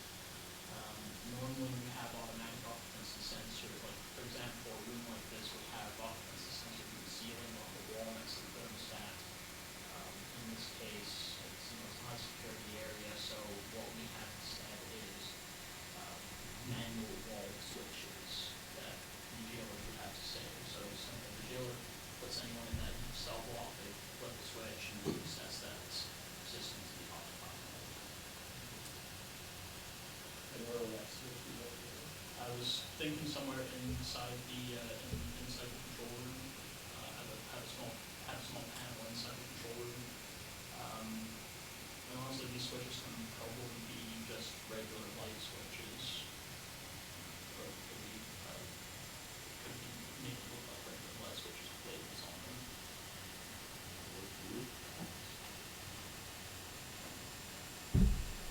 So with that, that's a general overview of the design.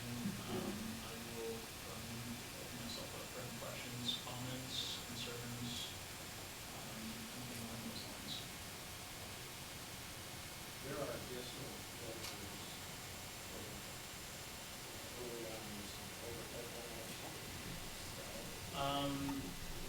No, not, so we designed this system so that particularly the secured areas, so that the cell blocks and the day rooms, to have, to use the existing ductwork that's buried under almost how many inches of concrete. So we want to try and reuse as much of that as possible. Now, that being said, we are talking about unknown existing conditions. So in this project, as part of the proposal form, I've added a $50,000 alternate to cover unknown field conditions. Anything that comes up that that needs to be addressed, I've added an allowance for that. That being said, anytime that a contractor wishes to dip into that allowance, they still have to go through the board. They still have to submit a change order, but basically what you're doing is you're prepaying for anticipated change orders. At the end of the day, if you don't use that allowance, that should come right back to you. That's something that we've added in the contract that usually makes, reduces paperwork burden. The change order, it goes to you first and then to the board. Correct. And if we only use $20,000 or $50,000, then it's not that we chopped out $50,000. No. We only use 20,000 as well. Correct. If you use $20,000 out of that $50,000 allowance, that $30,000 will come back to you one way or another. Either at the end of the day, the contract has to write you a check, and I have to double check the specifications on this. Unfortunately, with this being such a very complex system, it requires a very, very active spec book. But at the end of the day, your balances should come out to zero, or the balances due should come out to zero, and any unused allowance will be returned to you. I asked a question, maybe we have to consider maintenance budget for the following years, so maybe we increase that because of the system that requires. Yes, yes, there are much more, there are more filters in the system than there were previously. Previously, you had only, in your existing system, you have 5 or 6 air handling units in the basement, and they serve the entire facility, and each one of those only has one filter. In this case, each of the new air handling units serving the jail is going to have a pre-filter and a final filter. They would have to be replaced. Now, your pre-filter will make your final filter last longer, so that helps there. And the MERV 10 filtration system, each room is going to have a filter that's going to be accessed by popping a ceiling panel. Yes. I should add, in the unsecured areas, so the offices mostly, and the offices, corridors, in the unsecured area, and let's see, the break room and the evidence room. Mm-hmm. Do you have any anticipated what this project costs? Yes. So now, first of all, I've as of last week, we finalized our mechanical equipment selections. So we have sent those equipment selections off to our representatives to get budget pricing. I didn't really want to send it any sooner because the prices have been all over the place. So now they have not yet responded back to me yet. However, I have gone and basically done a takeoff for things like ductwork, piping, pumps, installation. That part, not including any of the equipment, came out to about $400,000. Once you start adding the equipment, that number is going to be significantly higher. So previously I was cautiously optimistic that we were going to be on the lower half of that spectrum. I don't think that was accurate anymore. I've also gone back to a previous project with your attention to the screen. This is a breakdown of an elementary school that we did last year. That elementary school is about 3 times the size of the jail facility. And there are several things that we did in the elementary school that simple sprinklers. We're not doing any sprinklers in this. We're basically repeating the existing sprinklers as much of the existing as possible. Worst case scenario, might need to move a couple heads just to, just for coordination purposes. We're not doing ceilings, or at least we're not doing all ceilings. There might be some incidental changes to the ceiling grid to accommodate the new office air conditioning units. But we're not really doing a whole lot of ceilings. Certain other things as well. We did a very large central humidification system for this particular building. That central humidification system consists of a very large steam boiler with steam piping all over the facility, with condensate piping and return pumps, and this humidification system is a lot simpler, so it doesn't really scale very well.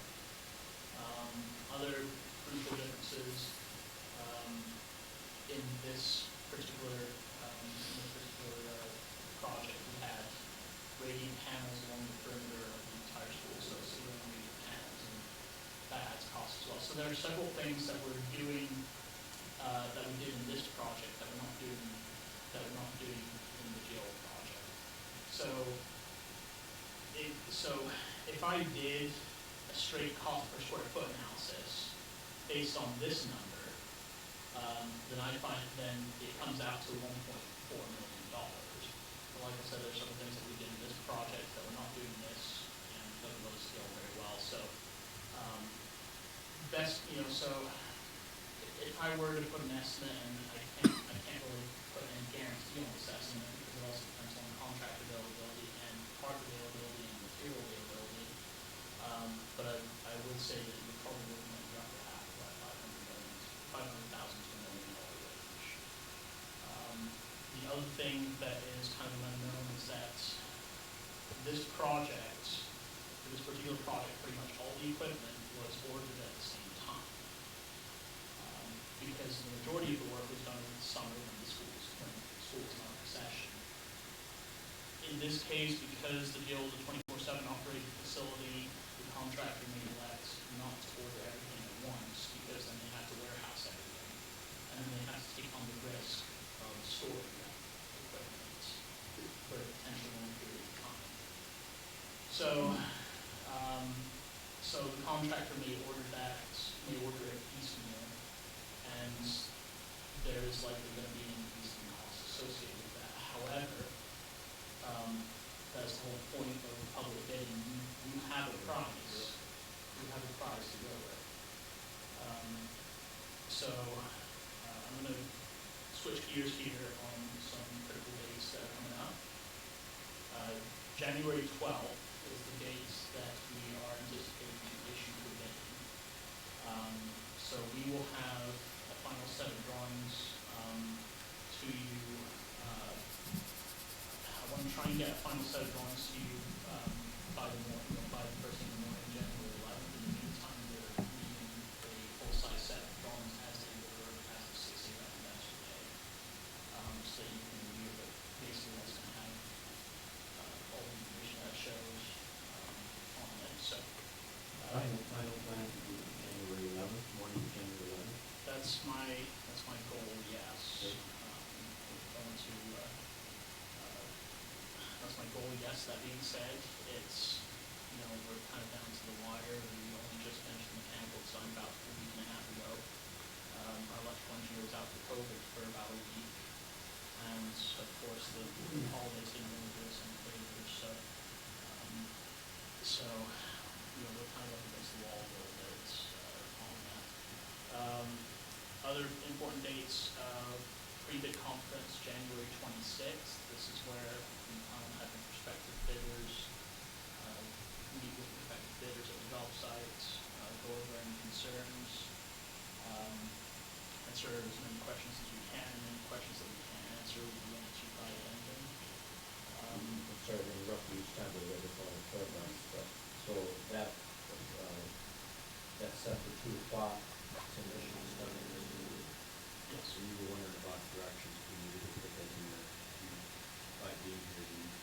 Yeah, so, I mean, like, usually you have owners just put out signs and say, hey, pre-bid conference for this project downstairs, downstairs board supervisor's conference room.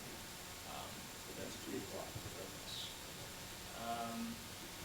Same thing with, the bid day. The bids are going to be received up to 3 p.m.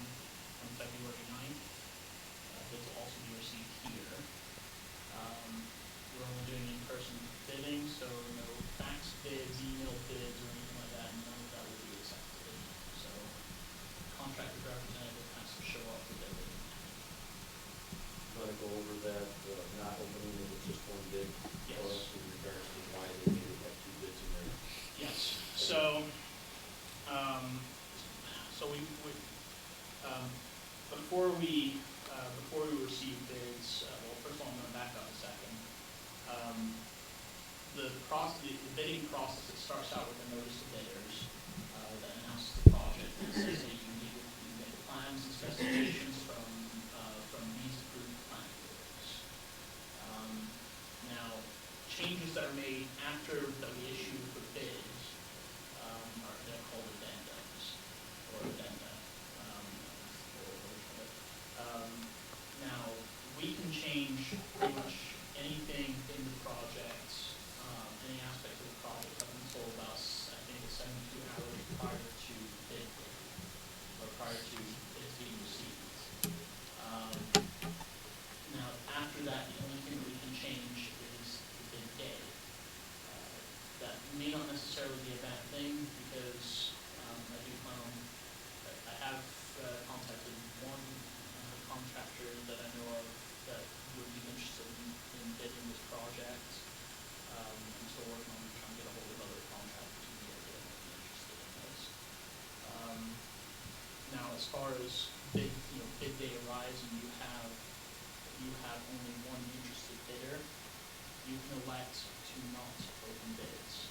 The bidder is in the room, he's here. Yes, the bidder is here, there's only one bidder, or let's say there are 2 bidders, but one came in 302, we cannot legally accept this bid. So basically what would happen is you would have essentially one bidder on the project. Now you can choose to not open his bids, or her bid. And there are a couple reasons as to why you might want to do this. For example, sometimes bidders can make 2 separate bids, a competitive bid and a non-competitive bid. And depending on who else shows up, that's, you might get just a courtesy bid. Meaning if they know they're the only one in the room, they can bring out the more expensive one because they know they're the only one that's playing the game. Correct. Or if there's 2 people in here, then they want a competitive bid because they know they have to bid against that person. Yes. Okay. Yes. Now, you can, now come bid day, you can choose to open bids, in which case you have to go with the low bidder. And if it is the case of one bid, that is the low bidder, that's the price that you have to live with. You cannot, if you open the bids and then decide you don't like the price, you cannot just reissue this project for bid without making material changes to the contract, without making significant design changes. So, we want to try and avoid that. Design changes take time, cost money, and of course, again, with contractor availability getting locked up, you want to try and lock in the contractors in the early part of the year. So, with that being said,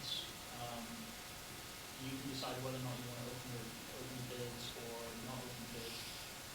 If you do get more than one bid, 2 or more, usually I'd like to see at the very least 2, ideally 3. But when bids are opened up, they are read out loud. It is a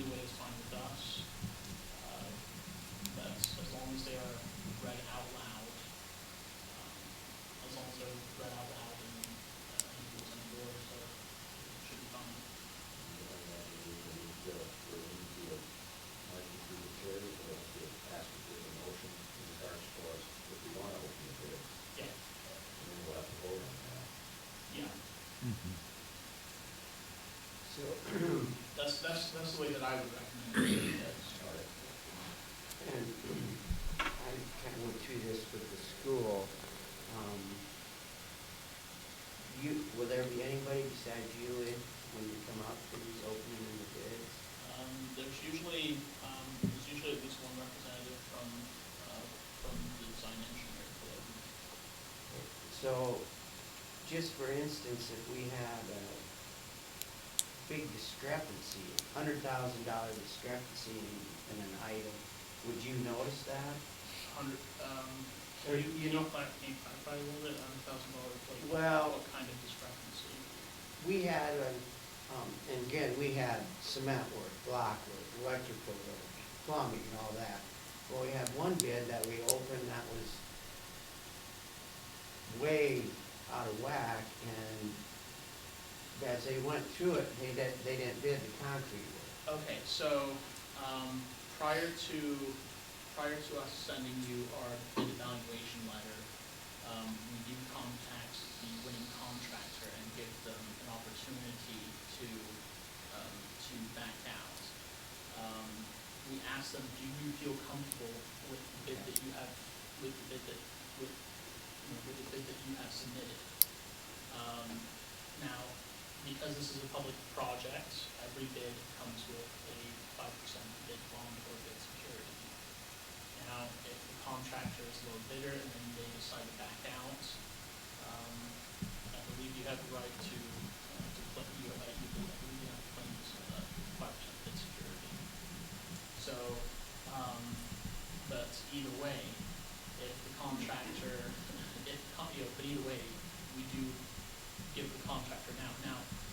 If they say they are comfortable with the bid and you accept the bid, okay, the contract is everything that's in this book, as well as all of the drawings. If, unless there is a conflict within, between the two, then, there is a specification section on what to do if there's a conflict between the two. But either way, let's say they forgot to bid the concrete work. That's in here, it's in project specifications, they said they felt comfortable with the bids, we're gonna hold them to it.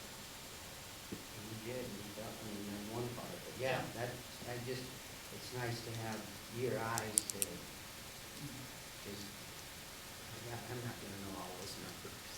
No. So forgive me, Mayor said it, but you get the bid, we get the bids. Yes. You review the bids. Yes. We award it after you review. Correct. That day or at a later time? So it can be at a later time. I would recommend, so after we get the bids, I probably want at least a day to go over the bids, review them, contact the contractor, make sure that they are, that their bid is acceptable, that, give them a chance, if they're not comfortable with the bid, give them a chance to back out.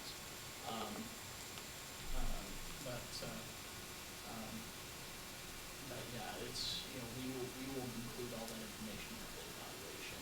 But, to which I would say, like, we will send that to you, and then you can either approve the project and proceed with the notice of award, or reject it at your next scheduled board. Is there a timeline for completion? Truth be told, no. I want to have at least parts of the cooling up and running by October. I suspect that the contractor's going to take a look at it, and they're probably going to say, no, there's no way we can meet the timeline that's in these. But we give them that opportunity to express that concern, in part of the pre-bid conference. If we do need to move it back, due to availability of components, unfortunately, that's the only way that this project is going to get done. I really hate using this term, but it is what it is. So, Like 2 years or? I'm really my hope is that all of this would be done within 1 year. Within 1 year. Now that being said, after everything is all installed, you have heating equipment and cooling equipment, and they would all need to be dialed in. So you would need at least another year after that to get everything completely dialed in so that everyone's comfortable it's working exactly as intended. So with every new HVAC system, there are going to be teething issues, and that's something that we'll go through. After everything's installed. We do also have in here that the general contractors provide a 2-year warranty for everything, and that 2 year doesn't start until everything is installed in the project. It's been accepted by both myself and you guys. So they can't say, well, we got the boiler installed, and we got the heating system installed, but none of the VRF systems are your boiler warranty starts now. No, that's not how it works. So that's not how it should work. So. Are they paid in installments as the project progresses? Correct. Yes. So so at least once a month, and I have here in the specifications no later than the 5th day of every month, the contractor will submit to us a payment application, which case they, as an example, this here is a payment application. They would use this very form, where basically they say, okay, here's your original contract sum, your net change orders, your sum of dates, your retainage. They would have to both sign and have it notarized. They would have a breakdown of, here's your breakdown, here's your percent completed, your balance finish, all that stuff. Now we go through line by line on every single pay application. We go through line by line, make sure the numbers add up. If they don't add up, we send it back to the contract and make sure they do. This is also a public project. Every single payment application comes with a lien waiver to say that, hey, upon payment of this amount, we waive any liens on what we've done so far. At the end of the project, you will get final lien waivers from both the general contractors as well as other subcontractors. You mentioned air conditioning of October 8th. I'd asked you this question, but I wanted to explain it to you guys and to share it too. So, my question to you was, well, we have a control room, and we can't have a 100-degree day unless people are working in a 110-degree room. So the existing air conditioning does not come offline until there's a replacement. Correct. Yes. Yes. And that's generally our, so with the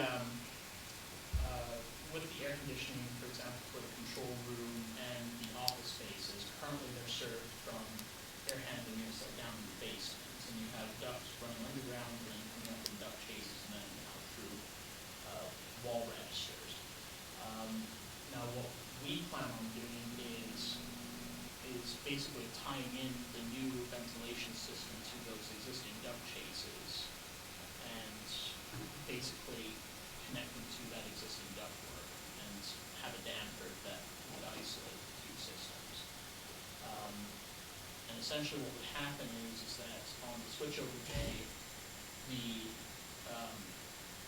existing stuff would be isolated and the new stuff would be switched on. The new air conditioning system would transfer from the old air conditioning system to the new air conditioning system. So generally speaking, that's how we would want it to go. We have to get all the stuff in the attic and the new air conditioning system to the office spaces done first before we can take out the existing HVAC system for the exterior areas. That will need to be done first because we need to make room for the new ventilation system. Some of that requires some demolition possibly to the roof, and I do have an asbestos contract to get the inspection possibly. Well, once look facility over maybe tomorrow, and then get us a place, but what we would do, I'll get hold of these first. I got a couple of them today. I doubt that he's going to find much of any asbestos, but it is required by the IVDNR that scale would require asbestos reports. Asbestos inspection be done first. Now, if there is asbestos found, there are one of two routes that we can do. Either A, you can abate the whole facility, which is very expensive, which is probably going to be the more, that is the more expensive option, because we don't have to worry about this again. The more economical option, and this is something that we've done with schools in the past, is we've only abated asbestos in the area that we're actually doing work in. I'll leave that up to you, which way you want to go with. If you do see the second option, you goes coordinate with the asbestos removal contractor and show the plans where we want asbestos. Do like county homes, do the holes, with all the holes, all that. I don't think they're fine. No, I don't think so No. either. I mean, the facility was built in 1999 originally, so, by that point now, asbestos had fallen out of favor, but the thing is that unlike a lot of other countries in the developed world, the United States never actually codified a ban on asbestos. So now, particular authorities having jurisdiction might have bans on them, but it was never done at the federal level. So, at least not that I could find anyway. So, so you just never know. I have one quick question for you. Who's the authority on whether something is determined to work properly? And here's the reason for my question. We built this jail in 2000. And those supervisors signed off on the procurement contract. And we continue to have, up until today, HVAC issues. Contractors saying it's working properly. We get fax machines and take the rolls up and deliver the stuff. So who is the employee that says, yes, it's working properly, no, it's not? Is that you? Yes. So, Contractor? so with us, we have, so when the contractor thinks they are done, they notify us at least 30 days in advance. We schedule a substantial completion punch list in which we walk through and make sure that everything that was specified has been installed. If there's something missing or a valve is in the wrong location, we're supposed to look at that kind of stuff. Or stuff is not done for code, missing junction box code, the whole works. So that's what we call the substantial completion punch list. Now some engineers do not do this, but I think it's a little crap. But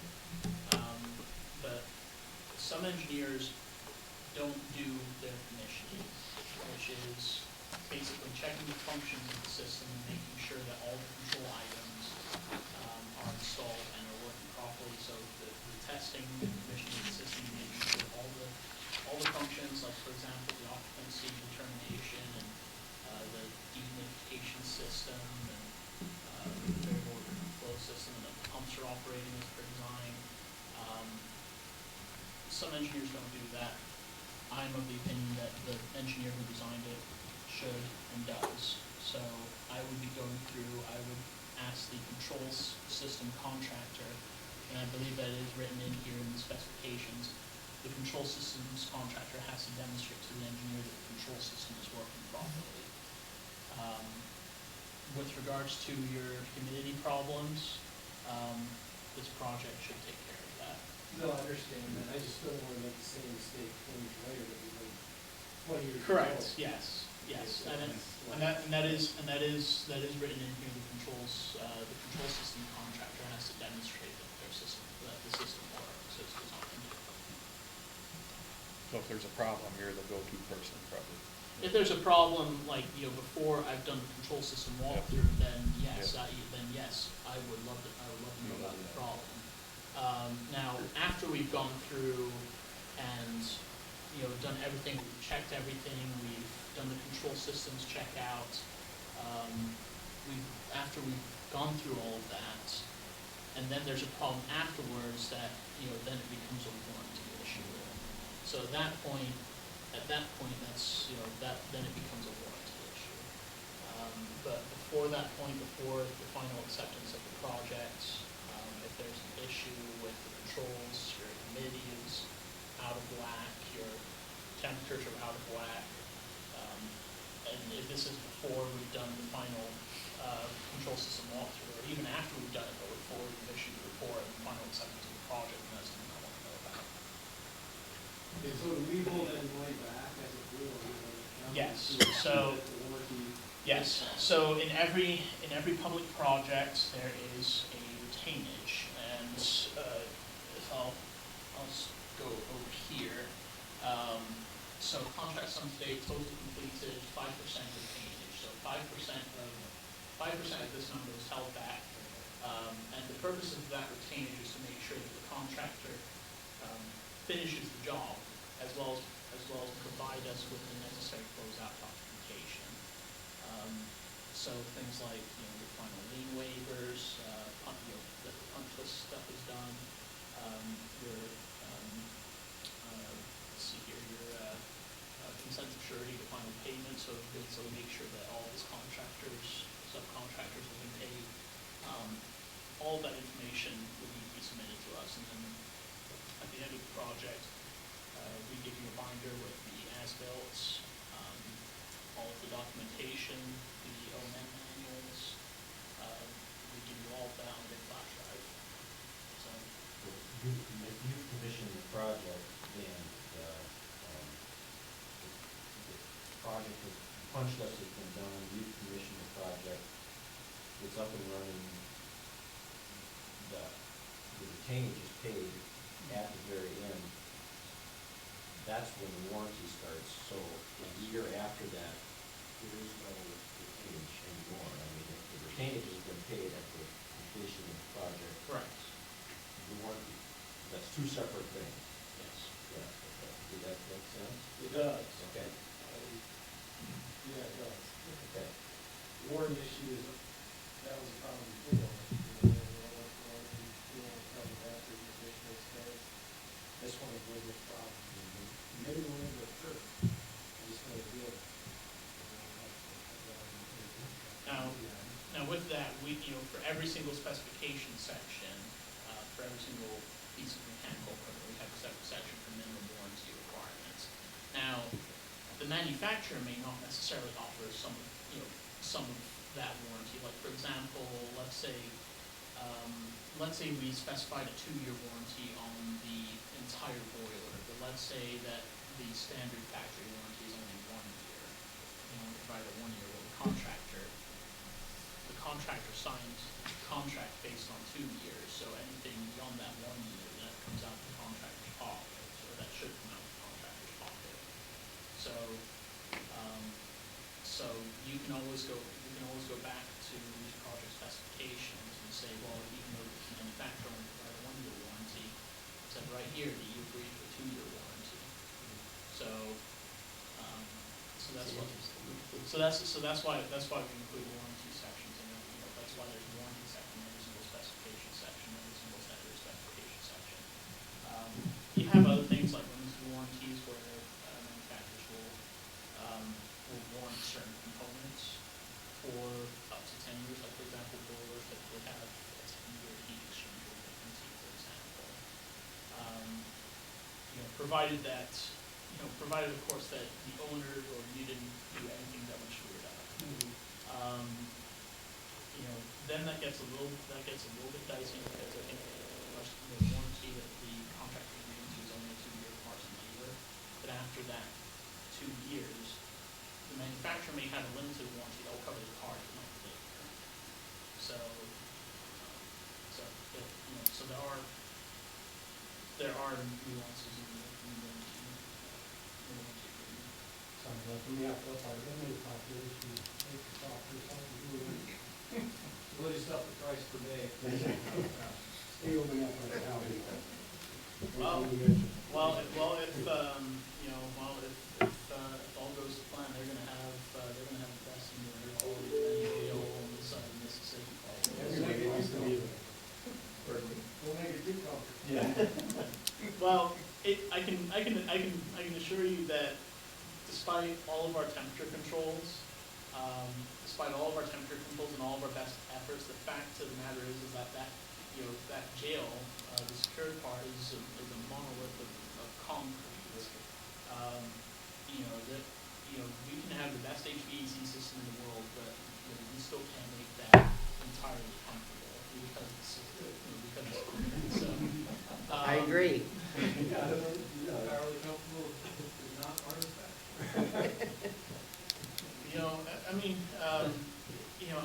So AHRI, they have guidelines for trying to design HVAC systems and maximize comfort. I don't think they have, I've never actually looked, I don't think they have a specification section on JLS. But with regards to indoor air quality, they're going to be, if you elect for the humidifier alternate, they're going to have, you're going to have your humidity controlled on both the high end and the low end. Generally speaking, you'll have your temperature controlled. What's going to happen is that when the system's first started up, it's going to be running like crazy because you have so much thermal mass and all of that concrete. It's going to take a while for it to catch up. But once it's there, the system's going to be toasting. So, And that's pretty much what tanking is too, is that indoor air quality that's how this is. yes, you're going to have good indoor air quality. You're going to have all the filtration. You're going to have filtration taken care of, your air cleaning taken care of, your humidity taken care of, your ventilation taken care of. All of the latest code guidelines. You have to submit plans to the fire marshal? Yes, that's something that we're going to be working on. Well, actually, let me rephrase that. The first step is actually sitting down with fire marshals to determine whether or not a full plan review is even necessary. Based on the fact that, and this is one of the reasons why we went with electric humidifiers, because we do not want to put any gas-fired equipment up in that attic space, because that is a trigger for requiring sprinklers, and we do not want to do anything with the existing sprinkler system. That was my interpretation of the sprinkler code, is that as long as there's nothing gas-fired up there and no one's moving combustibles, and that's all we need to do. While I'm on the subject of the attic, when we last went up there was a bunch of wiring that was running all over the place, communications wiring, conduits, some ductwork here and there. One of the things that we want to do as part of this project is clean all that stuff up. And whoever's going to be up there can clean up the new equipment. There's going to be new platforms for the new HVAC equipment, but we want to, for the wiring that is no longer in use or abandoned, we want to clean that up and demolish that back to the last active service. And anything that is still in use, we want to put in cable trays and try to clean that up a bit. So we have something in the specifications for that. Our insurance, our boiler inspector guy is gonna wanna know 30 days. Yep, and that's in the specifications Okay, as well. very good. That's in the specifications as well, that they're supposed to notify the state board of inspector 30 days in advance prior to demolishing, and it's 30 days in advance prior to startup. And I believe I did have a note about insurance. I don't know if you have for insurance, but with the insurance guys usually let us know if we have new boilers installed as well. So, it's something I need to determine is the insurance requirements. So, You send us technical specifications, yes. The big thing is send to yourself and the position, if there's any contractors that you want us to include or want us to not include. Manufacturers. Excuse me, manufacturers. So really I'm more concerned about, so basically each type of mechanical equipment, whether it be boilers or air handlers or pumps, that has their own specification section for it.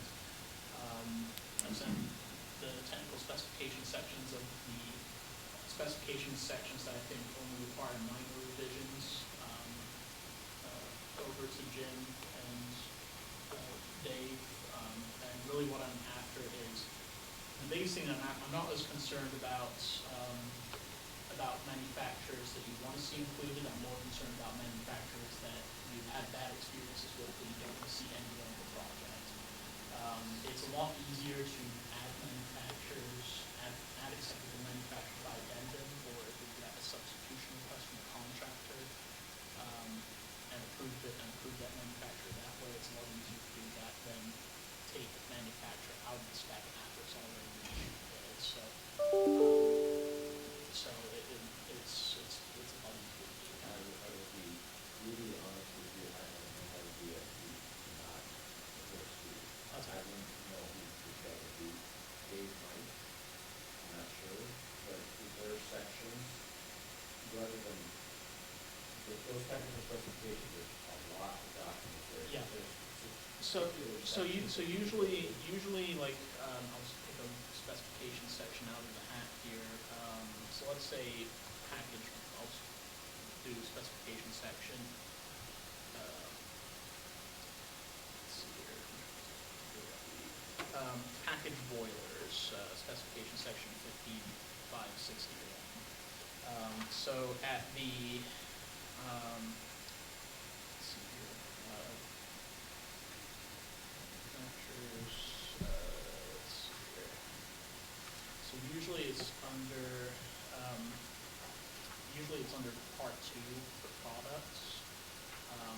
Usually there'll be a paragraph in there that, that has a list of, acceptable manufacturers.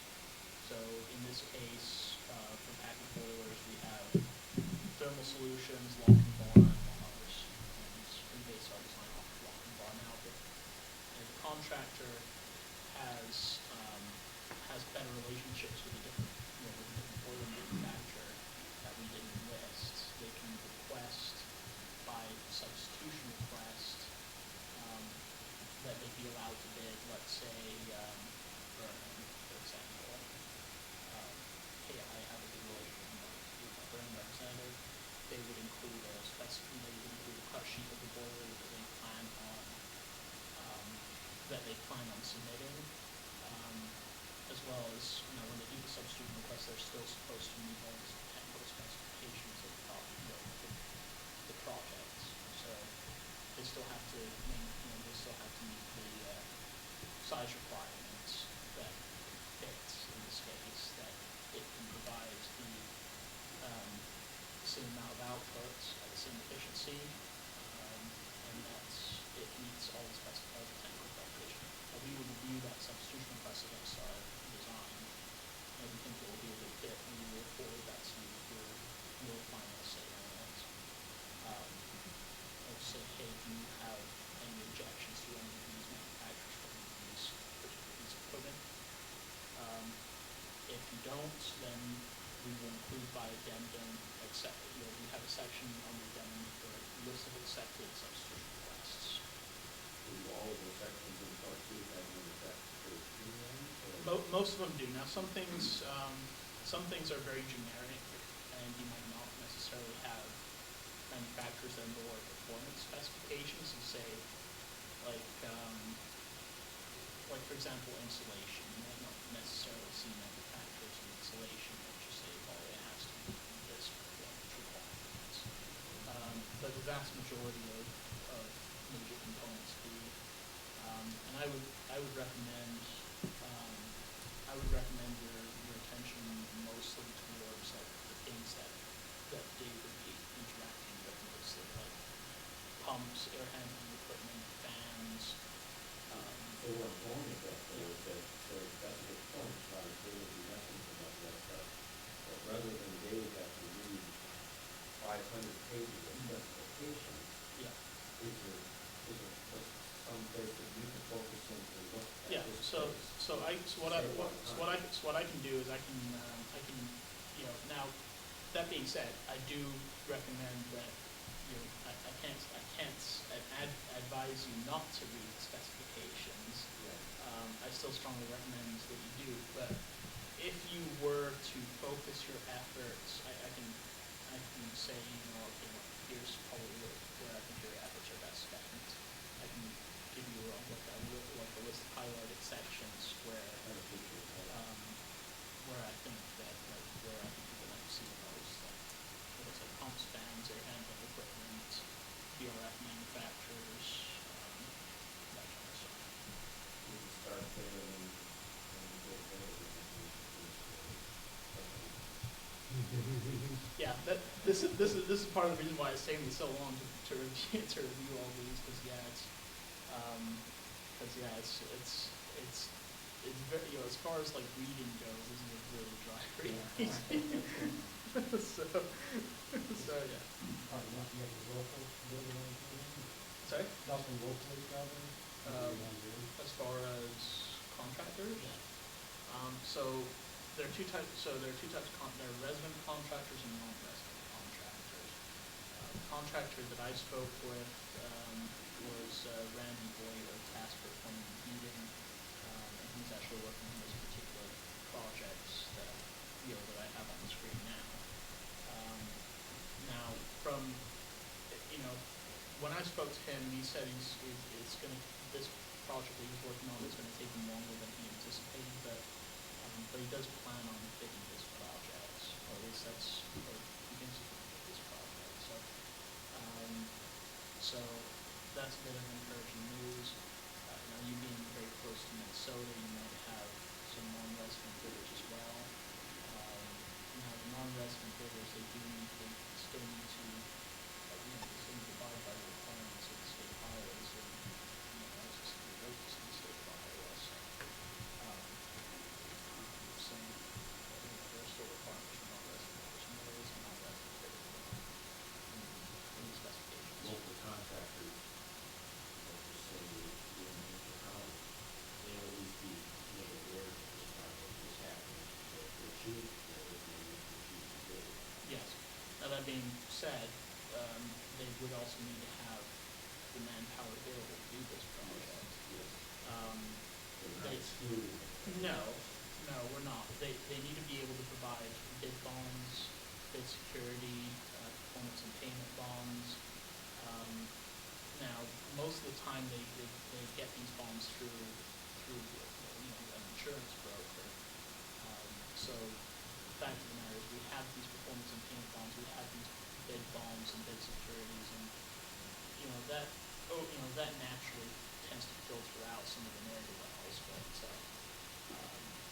that kind of naturally filters out some of the ne'er-do-wells, but yes, I don't really plan on excluding any contractors. In fact, I don't think because this is a public project, I don't think you can exclude anyone that meets the requirements and submits a satisfactory bid.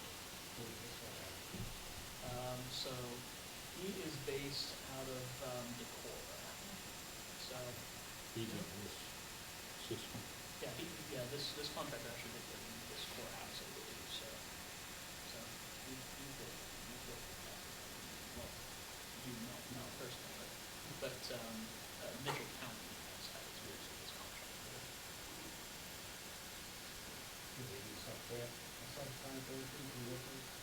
So, in this particular project for this elementary school, they subcontracted their electrical out to Hvac Electrical. So they're based in Charles City, so they're kind of local. The other thing is that the local contractors, are they more on the residential side, or are they more on the commercial side?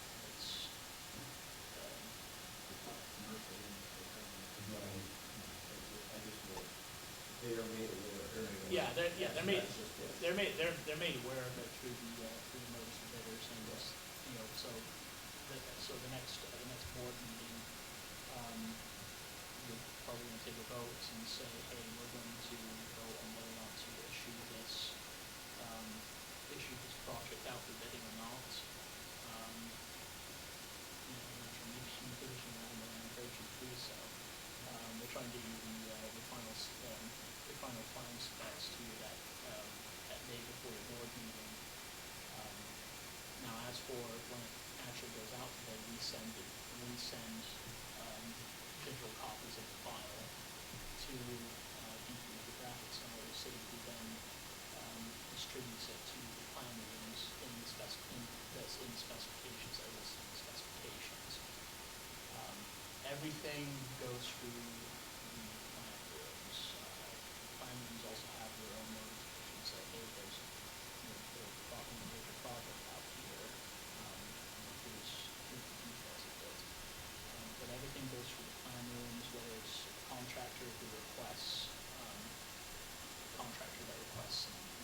requests a copy of the documents, that has to go through the plan rooms. And in at least one of the addendums, I think in either the second to last or the last addendum, we will issue a copy of the plan holders list, so that everyone who got a copy of the plans knows everyone else knows who else got a copy of the plans. So we plan on issuing a plan holders list with every addendum.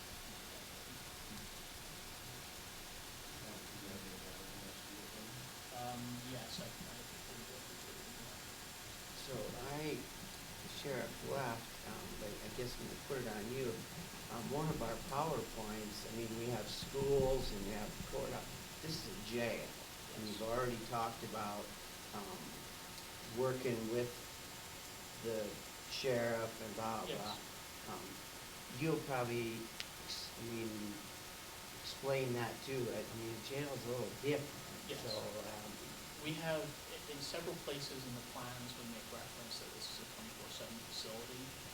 I have talked to the sheriff, so we have some procedures, like for example, limited working hours, they can only work between 7 a.m. and 7 p.m. So it's to try and minimize disturbances. Anytime that a contractor needs to go into the secured area for any reason, they have to give at least 24-hour notice in advance to either the sheriff or the jail captain. Any tools that are brought in, there will have to be a thorough tool counting of everything that goes in. So everything that goes in has to come out, and at no point, at any time, can there be any kind of materials, any kind of building materials unattended. So at the end of each day, they have to bring everything out, every bit of sheet metal, every bit of material, every screw, all of that stuff, that has to come out.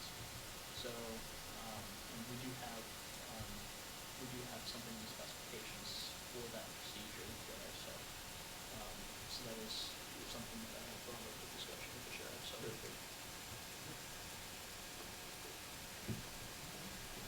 good to go, Dave?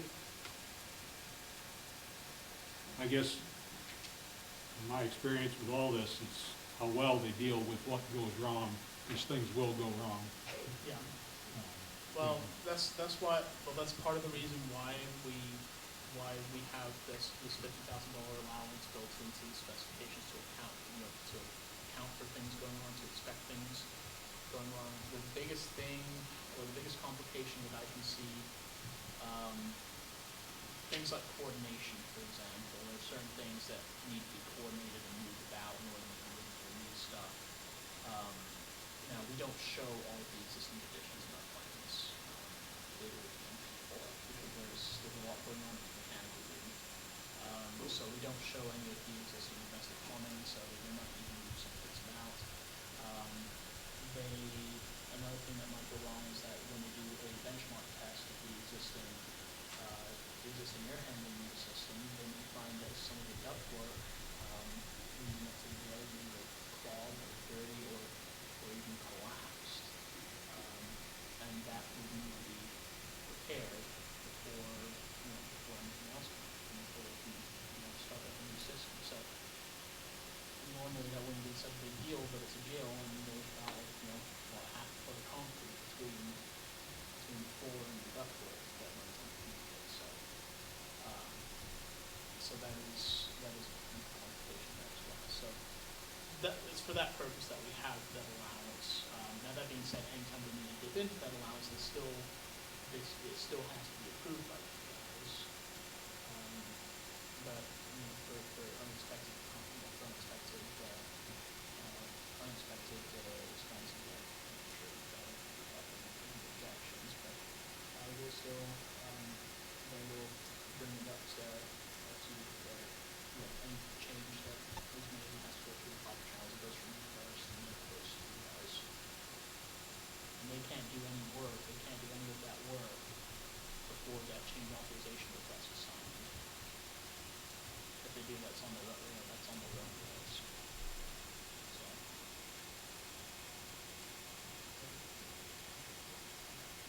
All right. Any other questions, comments, concerns? You have that information for us this week, then, so that next week we can do it. Yes, we will get you the most up-to-date plans. I'll try and get all the electrical plans together end of this week or early part of next week. Like I said, we are. Early part of next week is Monday, I mean Tuesday. Yeah. Now, the specification should be done by then, so, the specification should be done, and we'll get those sent off to you first, and then followed by the plans. In the meantime, like I said, I'm leaving behind a full-size set of the plans as they currently are, the mechanical plans. If you would like, I can send you a preliminary version of the electrical plans towards the end of the week. They won't be final, but they'll. Okay. Alright, sounds good. As for the electrical, so I can't really speak to my electrical engineer, but the general intention is that we're going to be adding some new panels to cover the existing, to cover the new HVAC equipment. We're also doing some work with the emergency generator backup power so that the jail's HVAC systems, the critical components of the HVAC systems will have backup power from the generator, as well as a few things here for the house that we dealt with. The elevator's already on with backup power. I'm trying to think of what else we need to put on. Circulation pumps. That's right. The circulation pumps will be a thermal system, because without the circulation pumps, you're not going to have an HVAC system in the vehicle, so, or you're not going to have the EMF system. You have to plug that the circulation pumps, which will be located in the vehicle. So there is going to be some electrical work with the backup generator as well.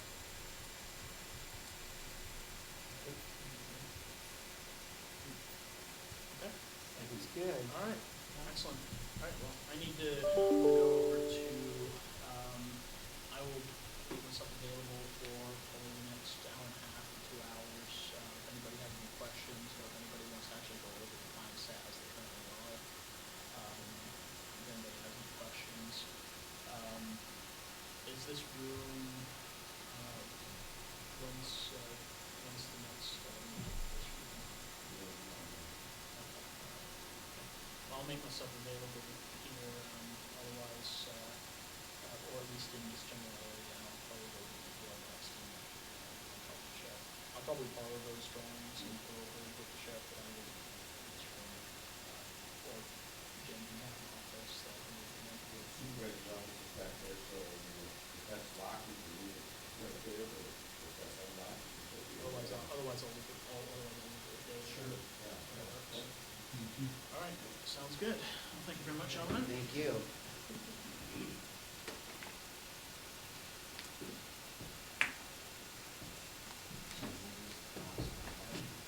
Well, That was good talk, maybe. no. No, this was a discussion on the existing, the plans as they currently are. Give you an opportunity to ask any questions, or provide any input, as far as what you want to see. So I don't think any action today, there'll be action next, meeting. Thank you. Thank you. Item number 22, item to meetings attended. Board of Adjustment in the last one. Yeah, the same, go through and I was something to put it for the meeting. We're gonna bring up some groceries. Anyway, all right. Board of Adjustments, that's it. Now we have public comments. In the public here. This was right out too. Rachel? It's lunchtime. That's right, it is.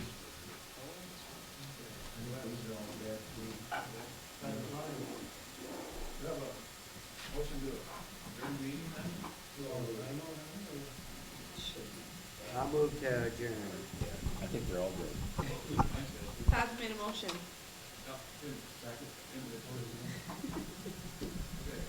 Continue. All those in favor?